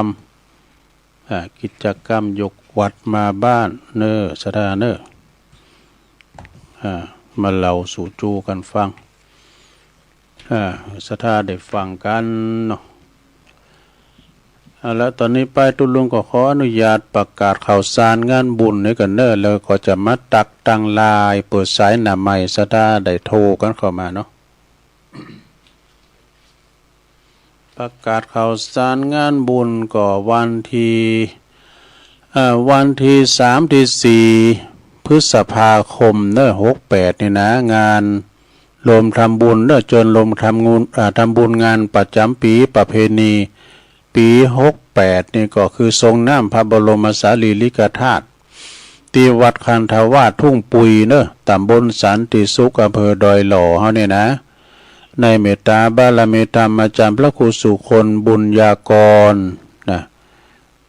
เปิ่นปินติปรึกษาเจ้าคณะตำบลสันติสุขเป็นพระอุปชาโดยเจ้าอาวาสวัดคันธวาสทุ่งปุยเปิ้นก็จะมีวันที่4เปิ้นก็จะมีสวดเจริญพระพุทธมนต์สืบชะตาโดยนะไปฟังไปรวมทำบุญกันเด้อพระจะไปเปิดโรงทานก็ดีก็เชิญกันได้เนาะก็ตั้งบ้านปะโลงบอยเขาเนาะไอ้จรูนเขาไอ้ปีชาเขานี่ตั้งตัวลุงซักเขาพันพระอาจารย์ท่านพระมหาชาญชัยธรรมเมธีปรริญญาธรรม9ประโยคนี่อาจารย์สอนบาลีที่โรงเรียนโขงขาววิทยาวันที่26 พฤษภานี่ก็ปุ้นสำนักสงฆ์หอมบุญป่าไม่แดงดอยสะเก็ดหลวงพ่อมานิถาวโลฝากประกาศมาเนอสดาหมูละแวไก่เคียงก็ไปกินเป็ดตาลกับหลวงพ่อเนอเพิ่นจะมีงานประจำปีในกับประเพณีนี่นะที่วัดหอมบุญของหลวงพ่อมานิดเนอะพระจะไปเปิดโรงทานไปหับสังก็ดีก็เจิญได้มิซออยู่ก้า ไปกินเป็ดตาลโดยหลวงพ่อเนอะหลวงพ่อเพิ่นก็มีงานกูปีเนาะแล้วก็วันที่20 พฤษภาคม68ก็งานประเพณีประจำปีของวัดทุ่งท่อนี่ตำบลสองแควอำเภอดอยหล่อนี่นะในเมตตาธรรมอาจารย์ท่านพระครูปัญญาพิสุทธิ์เจ้าคณะตำบลสองแควเจ้าวัดทุ่งท่อเนอะวันที่20 พฤษภานะแล้วก็ในวันที่18 19นี่ก็วัดสองแควเนอะ18 19วัดสองแควตำบลสองแควอันนี้งานประเพณีทรงน้ำอนุสาวรีย์ของครูบาตุ้ยธรรมเสโนเป็นประจำกูปีเปิ้นจะเน้นไปวันเสาร์วันติดนะจะมีแข่งกองลงด้วยมีซอด้วยนะอุทัยอ้อมจันทร์นี่ก็มาซอนะเมื่อคืนก็มีย้อนยุคด้วยนะไปกินปลาตาลกันเนอะโต้สองแควเนี่ยเปิ้นกินตานกันนะคุณติมวัดติมว่าเนอะวันที่18 19 พฤษภาเนอะที่วัดสองแคว25 26 27 พฤษภาเนี่ยก็เป็นงานประจำปีเนอะงานใส่ขันดอกปูจาเสาอินตะขินลักเมืองป่าสร้างของวัดอินตะขินเนอะตำบลป่าสร้างอำเภอป่าสร้างเนอะอยู่ที่หิมไก่ครับที่ว่าการอำเภอป่าสร้างเนาะไปกินแปะตานกันเนอะในเมตตาธรรมพระครูสุตตคุณวัฒน์อาจารย์มหานิคมแล้วก็ท่านพระประหลัดพานุวัฒน์เขมานันโทตุปีเก่งกุปีอันนั้นเพิ่นมีงานนะแล้วก็วันที่2 3 4 พฤษภานี่ก็เจริญพรเจิญชนะญาติโยมเนี่ยไปรวมทำบุญทรงน้ำพระธาตุเจดีย์ศรีหริพูนชัยที่วัดบันเวงเนอะ วัดบันเวงนี่ก็ตั้งอยู่ที่ตำบลวังผางอำเภอเวียงหนองล่องนะ โดยเมตตาธรรมอาจารย์พระครูจิรปุญญโชติตุปีพลปกำนันใหญ่เขาก็ดีผู้ช่วยแดงสารวัตรแดงผู้ช่วยขุดเขาเนี่ยไอ้ชานนท์เขาสทชานนท์สทบุญศรีเขาสทใจเขาเนี่ยโอ้อันนี้นักพูดเนี่ยพุทโธอูกินอูตานอูธรรมะจะดีนะเนี่ยตั้งไอ้ชานนท์เขาเนี่ยสวสทชานนท์เขาสทใจนี่พากพะโมยหมดเลยฝากไว้กองหมดได้ก็รู้สัปปะก็เชิญเนอะไปกินไปตางกันเนอะก็วัดบ้านเวงมาอยู่ที่ไหนก็อยู่กาดติดนะเนอะตีกาดติดนะวันที่2 3 4เริ่มวันนี้แล้วนะสระตั้งแต่วันที่2นี่เป็นต้นไปมีย้อนยุก2คืนมีมวยทั้ง1คืนแล้วก็มีอีเกหรือว่ามีซอก็ม่วนเนอะปีนี้นะแต่มีมัจฉากาชาติด้วยมีรถไฟฟ้าด้วยนะแล้วก็วันที่4พฤษภาเนี่ยวันติดนี่นะวันศีลด้วยนะวันติดนี่นะจะมีการทำบุญยกยอฟ้าวิหารจตุรมุขของวัดสันขยอมเนอะสันขยอมก็อยู่หิมวัดพระธาตุดอยน้อยนะอยู่บนวัดวิหารจะถีแล้วก็วันที่4นี่เพิ่นก็วันที่3ก็เริ่มแล้วเนอะวันที่3ก็เริ่มแล้วคืนวันที่3นะมีย้อนยุคคณะย้อนยุคลำวงคณะยาใจ2002แล้วก็จะมีแห่คณะของก๊อโจกตุ่นโจกเลยนะวันแห่พื้นเมืองนะแห่ประยุกต์ไปกินไปตานกันเนอวันที่4พฤษภาเนี่ยเนอที่วัดสันขยอมห้วยทางตำบลดอยหล่ออำเภอดอยหล่อนะในเมตตาธรรมอาจารย์พระอธิการแจ้งสุทธิจิตโตเจ้าของมิวสิกกูแดงมิวสิกตุปีออสขอเนอปกำนันบุญทรัพย์ปัญญาประธานชมรมกำนันผู้ใหญ่บ้านก็ไปกินประทานกันวันที่4ไปปูจ้าแผ่นไปปูจ้าผ่าแพรก็พวงมาลัยก็ไปทำบุญก็ได้ตลอดวัน อันนี้ประธานมนจอมผอบนเนอหลวงปู่ครูบาดอยนี่วันที่19พฤษภานี่เพิ่นจะมีการทำบุญอายุวัฒนมงคลเนอไกลอยู่ก็ได้ วันที่19พฤษภานะหลวงปู่ก็แข็งแรงเนาะแล้วก็วันที่24พฤษภานี่ก็ประยุทธ์ต่อผ่าป่ากันเนอที่วัดบรรพตสถิตวัดบรรพตสถิตเนอในเมตตาธรรมอาจารย์ท่านพระมหานพดลสุวรรณเมธีเจ้าคณะอำเภอวังเหนือเนอแล้วก็ท่านพระมหาสมชาติชาตปัญโยกาเกมกันเนอไปกินไปตานโดยการ24พฤษภานะแล้วก็ในวันที่4วันที่18 19สองแคววันที่4เหมือนกันเนาะวันที่4เหมือนกันก็งานประเพณีสงน้ำพระธาตุที่วัดโหโขงเด้อวัดโหโขงก็อยู่ตำบลสองแควเหมือนกันนะอำเภอดอยหล่อนี่นะเป็นปีที่2แล้วเนอะตุปีหรือว่าอาจารย์ปรเมศพร้อมกับปหลวงเขาเนี่ยเปิ่นจัดเป็นปีที่2แล้วนะปีแรกไปก็ยกยอดชัดเหมือนกันนะแล้วก็วันที่5พฤษภาก็เชิญรวมทำบุญสอดทอดผ่าป่าสามัคคีณที่วัดฝายหินเนอที่ต่างแห่งสถานีวิทยุนะก็เปิ้นจะเปิดจัดสร้างลานธรรมแล้วก็ห้องเก็บคัมภีร์ของวัดโดยเนอในเมตตาธรรมอาจารย์ท่านพระครูสมุวิสุวัตวรกิจโจซึ่งก็เปิ้นจะมีต่อผ่าป่าวันที่5พฤษภาเนี่ยเนอะบุญเนื้อเนี่ยนะท่านอาจารย์ทวีศักดิ์กันทวีหรือวัตุปิหนุ่มฝากประกาศมาเนอะแล้วก็วันที่4เมื่อกันพฤษภาณที่วัดบันเหล่าประเจ้าตะเขียวอะไรมันตรงกันนะหลายตีเนอะวันที่4นี่ก็ตรงกันด้วยวัดบันเวงด้วยก็ได้ที่วัดบ้านเหล่าพระเจ้าตะเขียวเนาะโอ้พี่น้องชุมชนเจ้ายองพระเจ้าโลงเด้อศักดิ์สิทธิ์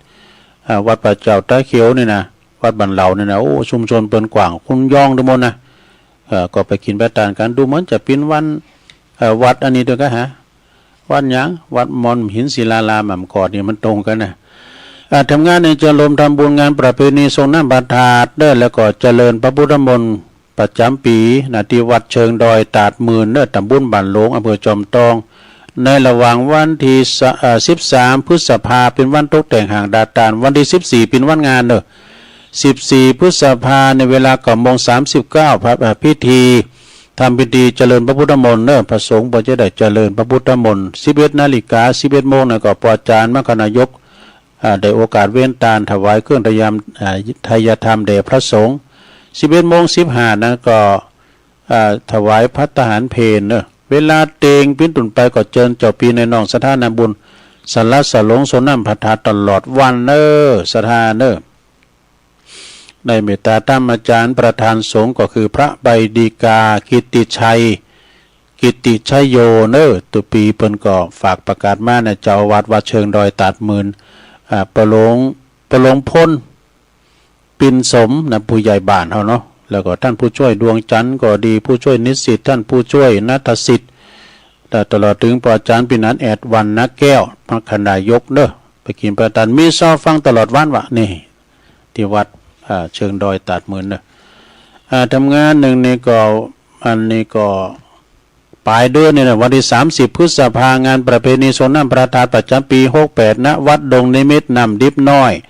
ตำบลน้ำดิบอำเภอป่าซางเด้อ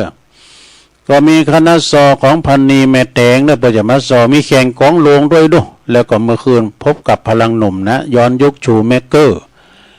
ตีวัดดงนิมิตรน้ำดิบน้อยนะโหคุณนาคุณลายเด้อมีซองฟังตลอดวันเด้อ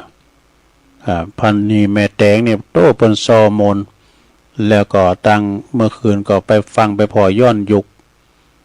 แล้วก็เปิดจะมีพิธีสงฆ์นะเป็นเวลาสัก9 โมงนะครับ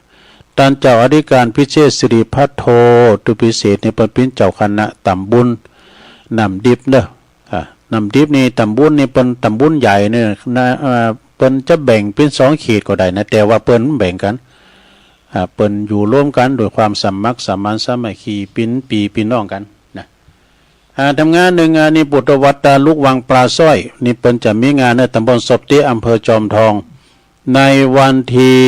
9 พฤษภาเนอะไก่มาละวันที่9 พฤษภานี่เปิ้นจะมีงานทรงน้ำพระธาตุประจำปีที่วัดวังปลาสร้อยทรงน้ำพระธาตุวัดท่าลูกวังปลาสร้อยเนอะก็ไปกินประทานกันเนอะทำงานหนึ่งก็อันนี้ตีวัดอันนี้ตาลุก2 ตีกันเนี่ยวันที่หมู่4กันเนาะวันที่9เหมือนกันแล้วก็ในโคงเป้านี่วัดมันมีปล่อยโลงด้วยเนี่ย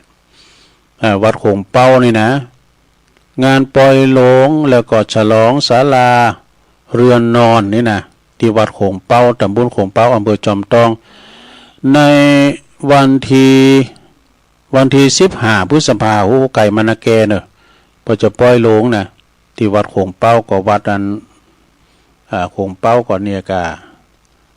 ไก่เนี่ยนะสถาญาติโยมก็ไปกินไปทานกันเนอะที่ปตนัดเขาเนี่ยน้องปตนัดเนาะพระมหาเกรียงไกรกิจจวัฒโนเนาะเจ้าอาวาสวัดโขงเป้าเนอะกับคณะสัทธาเป็นจะปอลุงแถมวัดเนอะในวัดประดุลก่อนเนอะวัดประธาตุวัดดอยแดนนี่เพิ่นจะมีทรงน้ำพระธาตุประจำปีเนาะสัทธาญาติโยมวัดดอยแดนตำบลเหล่ายาวอำเภอบ้านโฮงในวันที่20 พฤษภาคมเด้อวันการเพิ่นจะมีงานทรงน้ำพระธาตุกันเนาะฉลองงานทำบุญถวายทานฉลองสมโพธิวิหารแล้วก็อุโบสถด้วยเนอะและโรงฉันภัตตาหารเพลโดยโรงฉันภัตตาหารโดยงานประเพณีทรงน้ำโดยนะที่วัดดอยแดนเนอะพระอธิการสุทัศน์ท่านนันชัยโยเจ้าอาวาสเนอะประดุลฝากประกาศมานะอันนี้ก็เป็นข่าวสารงานบุญแต่ละวัดแต่ละวันแล้วก็ไปลืมในวันที่11ที่วัดประธานดอยน้อยเดิน8 ปิ้งนี่เปิ้นก็จะมีงานทรงน้ำพระธาตุประจำปีที่วัดพระธาตุดอยน้อยนี่ก็จะมีพิธีสงฆ์2 ตื่อกันเนอะตอนเจ้าเปิ้นก็นิมนต์ทำบุญตักบาตรแล้วก็ทักษิณานุปทานกินของง่ายแล้วก็สืบจัตตาโลงเนี่ยกะนะสถากินน้ำกินง่ายแล้วก็สืบจัตตาโลงด้วยกันที่วัดพระธาตุดอยน้อยก็มีหลายตีเนาะสายไต่นี่ก็จะมีวัดศพเตี้ยนี่แล้วก็วัดพุทธนิมิตของครูบาบุญมาพี่น้องศรัทธาตั้งสายไต่ตั้งปูนก็ปุ้นเนอะวัดพระธาตุหริปูนใจเนอะ เดือน8ปิ้งเนี่ยมันตรงกันหลายตีวัดประตาดอยสุเทพหลายตีหลายต่างเน้อศรัทธาเนาะจบข่าวสารงานบุญก่อนเนาะประกาศไปอันนี้ไปตังตักตังลายก่อนเนาะฟ้าประธานนี่ตักมาตังลายนี่นะฟ้าประธานก็ตักมาตังลายกลุ่มเทพาลักษ์โดยแล้วก็ไม่หลงสายฝนจันคนนะพี่น้องน้องผ้าขาวก็ฟังอยู่นะฮะแล้วก็มีแม่ครูเพลินพิษทิพย์พลึกอันนี้จากบ้านแป้นฟังจากดินแดนดินถิ่นล้านนาเด้อนี่ก่อนชายน้อยนี่ไหวสาหายไปหลายวันเป็นกำลังใจกันนะครับโอ้นะขอเป็นกำลังใจกันนี่ก่อนเลยเนอะจากหนองล่องยงยุทธมณีวันฟังจากบ่อแห้วลำปางเนอะฟังถึงวัน บุญส่งจากลำปางไหวสานะครับเนอะบรรจงกันทวงนะจากน้ำดิบเนอะฟังอยู่เนอะตุลุงนี่โอ้ปอลงสุเมธแก่เก่าเข้ามาแล้ว แก่เก่ามาแล้วจากปูนเปิ้นอยู่สันกำแพงปุ่นนะยินดีประโลงเด้อแม่แดงอัมพรจากเต็นดอกไม้จอมต้องฟังอยู่เหมือนกันเด้อแล้วก็แม่หลงสุมาลังกาพินอันนี้อยู่วันป่าห่าเด้อตำบุญเมืองจีฟังอยู่เด้อแม่ครูธัญญาจากปุ้นกศนในเชียงใหม่ปุ่นนะฟังอยู่ปอบุญธรรมชัยกาดนี่แม่รัชนี อันนี้ฟังจากหมูเปิงเด้อ หมูเปิงก็อยู่ในอำเภอเมืองเนาะพระครูสุจินธรรมานุวัตตุปิชาเนอะอันนี้เป็นอยู่วัดป่าตานไหวสานะครับเนอะอันนี้ก็ปีน้อยหรือว่าโยมยุพินหอมมาลาฟังจากแม่โยกชัดเจนดีนะเดี๋ยวก่อนตักตังหลายสิ่งก็อันนี้โยมกนกพิชัยนาจากร้านนาพันเมืองฝางกว่าเนอะหวยงูในนะฟังอยู่นะจอมยุทธ2 แผ่นดินเฮ้มาอยู่เด้อเงินทองนี่มีตียากหากไม่มีตีแข็งไงนะแม่สิรินทิพย์บุญเลิศอันนี้จบการตักตังลายเนาะขอบคุณที่เปิ้นไลน์มาเนาะสตาร์ตอนนี้ไปก็จะใช้เวลาเปิดสายตักตายกันมา10 นาทีสุดท้ายเนาะเจริญปอนเด้อโทรกันเข้ามาอยู่ตั้งได้แม่ปานีกะโอ้หายหนาไปมึนมอนี่นะชัดเจนเลยเนาะเจ้ามันเดี๋ยวยินดีแม่ปานีหนักๆเด้อมณีจรมาได้โทรไปหาเนาะปียังฟังอยู่เนาะสาธุมึงฟังมาเจ้าฮะมึงฟังมาก่อนเปิ้นเจริญปอนเจ้ากาไฟฟ้าเจ้าตุลุงยองเขากาไฟฟ้าทานพระครัวพิวัตรเจ้ากาไฟฟ้ามุทิตาพระธรรมเสนาวดีที่จันเป็นเจ้าคณะทักษิณเนี่ยเจ้าทำจังหวัดเนื้อเจ้าสาธุวันนี้โอกาสเขาที่ชื่อเก่าก่อนนะเจ้ามีสมตอนนะเจ้า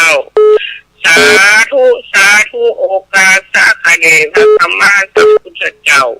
ต้นเป็นสิ่งเก่าที่โลกอาจารย์ก็ได้บำเพ็ญเป็นโพธิญาณก็ได้ยาวนานเสียสงไขหลายแสนมหากัปคนนับบ่ทุนเนินนายทลักขยาสัพพัญญูไปสัญญาณสดใสผ่องแผ้วพระพุทธองค์ได้นั่งเป็นแก้วสวยงามบ่แผ้วสวยงามผ่องแผ้วเป็นเบื้องหลังการในขณะนั้นมีฝูงหมู่มากเป็นอัฐบาลจับรูเป็นแก้วพระองค์คือถึงฟ้าและมีเลี้ยวป้องกันเป็นแก้ววันลังขอบารมีอันที่ได้สร้างมาลกมาล่างหมู่มากเกี่ยวขาดในเมื่อยามนั้นพระตรงอนุอาจมือขวาจีบาทสัญญาโดยบารมีเพศดินตีนาหวั่นไหวไปมาบังเกิดแม่ธรณีอันเป็นพระสืบปราพตโตเกิดตันตามหุบปัดจำตอนหนึ่งเจ้าไหวสาเจ้าเข้ามาใหม่เจริญปอนกราบไหว้สาโอ้หลวงพ่อมานิดขอบคุณที่ประกาศงานบุญเฮ้อเนอวันที่26เป็นวันเดือน8ครับตุลุงเนาะ8 ดับ8 ดับครับผมเอา8 ดับปิดดับจะตั้งเทศบาลก็จะมาล้างพระธงพระธาตุเนาะที่ขอบคุณเทศบาลด้วยแล้วก็ เจ้าที่ตุลุงประกาศคือผมขอบคุณนะทั้งวันจะมีการส่งน้ำเพราะว่าผมจะเริ่มต้นตั้งแต่วันอาทิตย์ที่ 4เนี่ยผมจะเริ่มพระพุทธมนต์สวดมนต์หน้าพระพุทธรูปนี่ถึงวันโดยเขามินสมปล่อยที่ยังไม่ได้แจ่น้ำเพื่อถ้าวันที่16เนาะวัน8ดับผมจะเอาน้ำพระมินสมปล่อยไปไว้ที่พระธาตุก่อนแล้วก็เชิญชวนศรัทธาญาติโยมสาธุชนทั้งหลายผู้มีจิตบุญมาร่วมทำบุญเนอะกับเจตนาจะเป็นเจ้าภาพน้ำดื่มองค์ตาลก็ได้การกำหนดเวลาเนี่ยเขาก็จะออกไปนิมนต์ไปหาพระสงฆ์องค์เจ้าโดยหลวงปู่โตนั้นเนาะแล้วก็ทุกหัววัดที่จะมาทับการในวันนั้นผมจะสวดมนต์ทุกเจ้าทุกวันโดย7 ตำนาน12 ตำนานเสกเขามีสมปล่อยประการนะทุกลุงเนาะขอบคุณนะที่เป็นกระบอกเสียงประกาศทำบุญเพื่อนเนอร์ครับเชิญชวนศรัทธาสาธุชนทุกคนทุกท่านเนอะมางานส่งน้ำพระธาตุวัดใหม่มีโจขอมบุญสาธุวัดใหม่มิโจกด้วยกันได้สาธุเจริญพรเจ้าค่ะพระอาจารย์เจ้าคุณลุงวันนี้ก็มีบุญแห่งวันเด้อตื่นขึ้นมาได้มีลมหายใจได้ฟังแล้วเมื่อเพลงมาแล้วเด้อแม่สุกแก้วศิลปพรสิเตี้ยบ้านองค์ละปุ่นเด้อเจ้าตัวลุงฟังชัดเจนดีเด้อเจ้าตัวลุงเจ้ายินดีและลายเนอแม่เจ้าสายใต้ของนะตัวลุงเจ้าเพิ่นฟังกันนักกันหลายนะวัดหลวงสีเตี้ยเฮาตุปีสีอันตุปีสังวรเพิ่นฟังกันเด้อเจ้าสาธุเจ้ากลับไหว้สาเด้อตุลุง0899555650เจริญปอนไหว้สาเจ้าตุลุงแม่พิมพ์ป่าแดดเนาะชัดเจนดีเนาะชัดเจนดีเนาะฟังตุลุงเจ้าและเจ้าสาธุอยู่หลายๆเนาะเจ้าไหว้สาเจ้าเจริญปอนไปหน่อยโอ้หลวงพ่อกฤษแต่เยอะอาจารย์ครับว่าฟ้าร้องบึ้มเนี่ยโอ้ฟ้าร้องอ่ะฝนตกอ่ะฟ้าร้องอาจารย์เดี๋ยวมันเข้าเครื่องไม่ได้ไปเข้าไม่ได้ไปก็ไปคุมข้าวอ่ะหลวงพ่อมานิดหลวงพ่อกฤษเนาะเจริญปอนอันนี้มึงฟังอ่ะแล้วเจ้าไม่พันกันเนี่ยฟังอยู่เจ้าฟังอยู่เนาะเจ้ามึงฟังมา2 สายแล้วเนอฟังตู้ลุงอยู่ฟังทั้งไหนเจ้าแล้วเจ้าดีแล้วกันลูกเจ้าแต่หนงจ้ะยินดีนักๆเด้อเจ้าตั้งไว้สาเอื่นพระตังปน้อยบุญปันเขาตุ้ยปเล่งนันลงเขาก้าเนี่ยแม่จงดีเชื้อกันทาเนาะมีอยู่ก็0899556506จบจากตุลุงแล้วก็ฟังตุลุงแดงต่อเนอท่านพระครูชลทานพิทักษ์นะวันนี้วันศุกร์เนาะก็จะมาเข้ารายการวัดแม่ห้องไคร้เนาะฉะนั้นตุลุงก่อนนำรายการจากลาวันพุธกอกมาปักกันใหม่เนอะวันพุธนี้ก็จะยกวัดมาบาทคือศรัทธาได้ฟังกันที่ไปวัดใดก็เขาก็มาฟังกันวันพุธเนาะนำรายการจากล่าศรัทธาไปก่อนเนอะฟังตุลุงแดงกันต่อไปจัตตาโลธรรมาวัฏันติอายุวันโนสุขังพลัง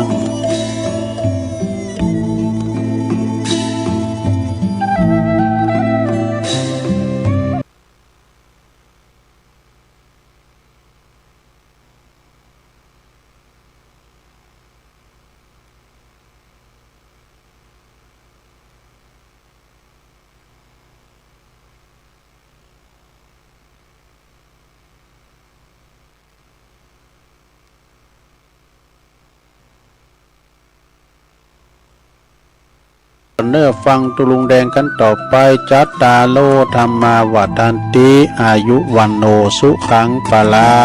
ง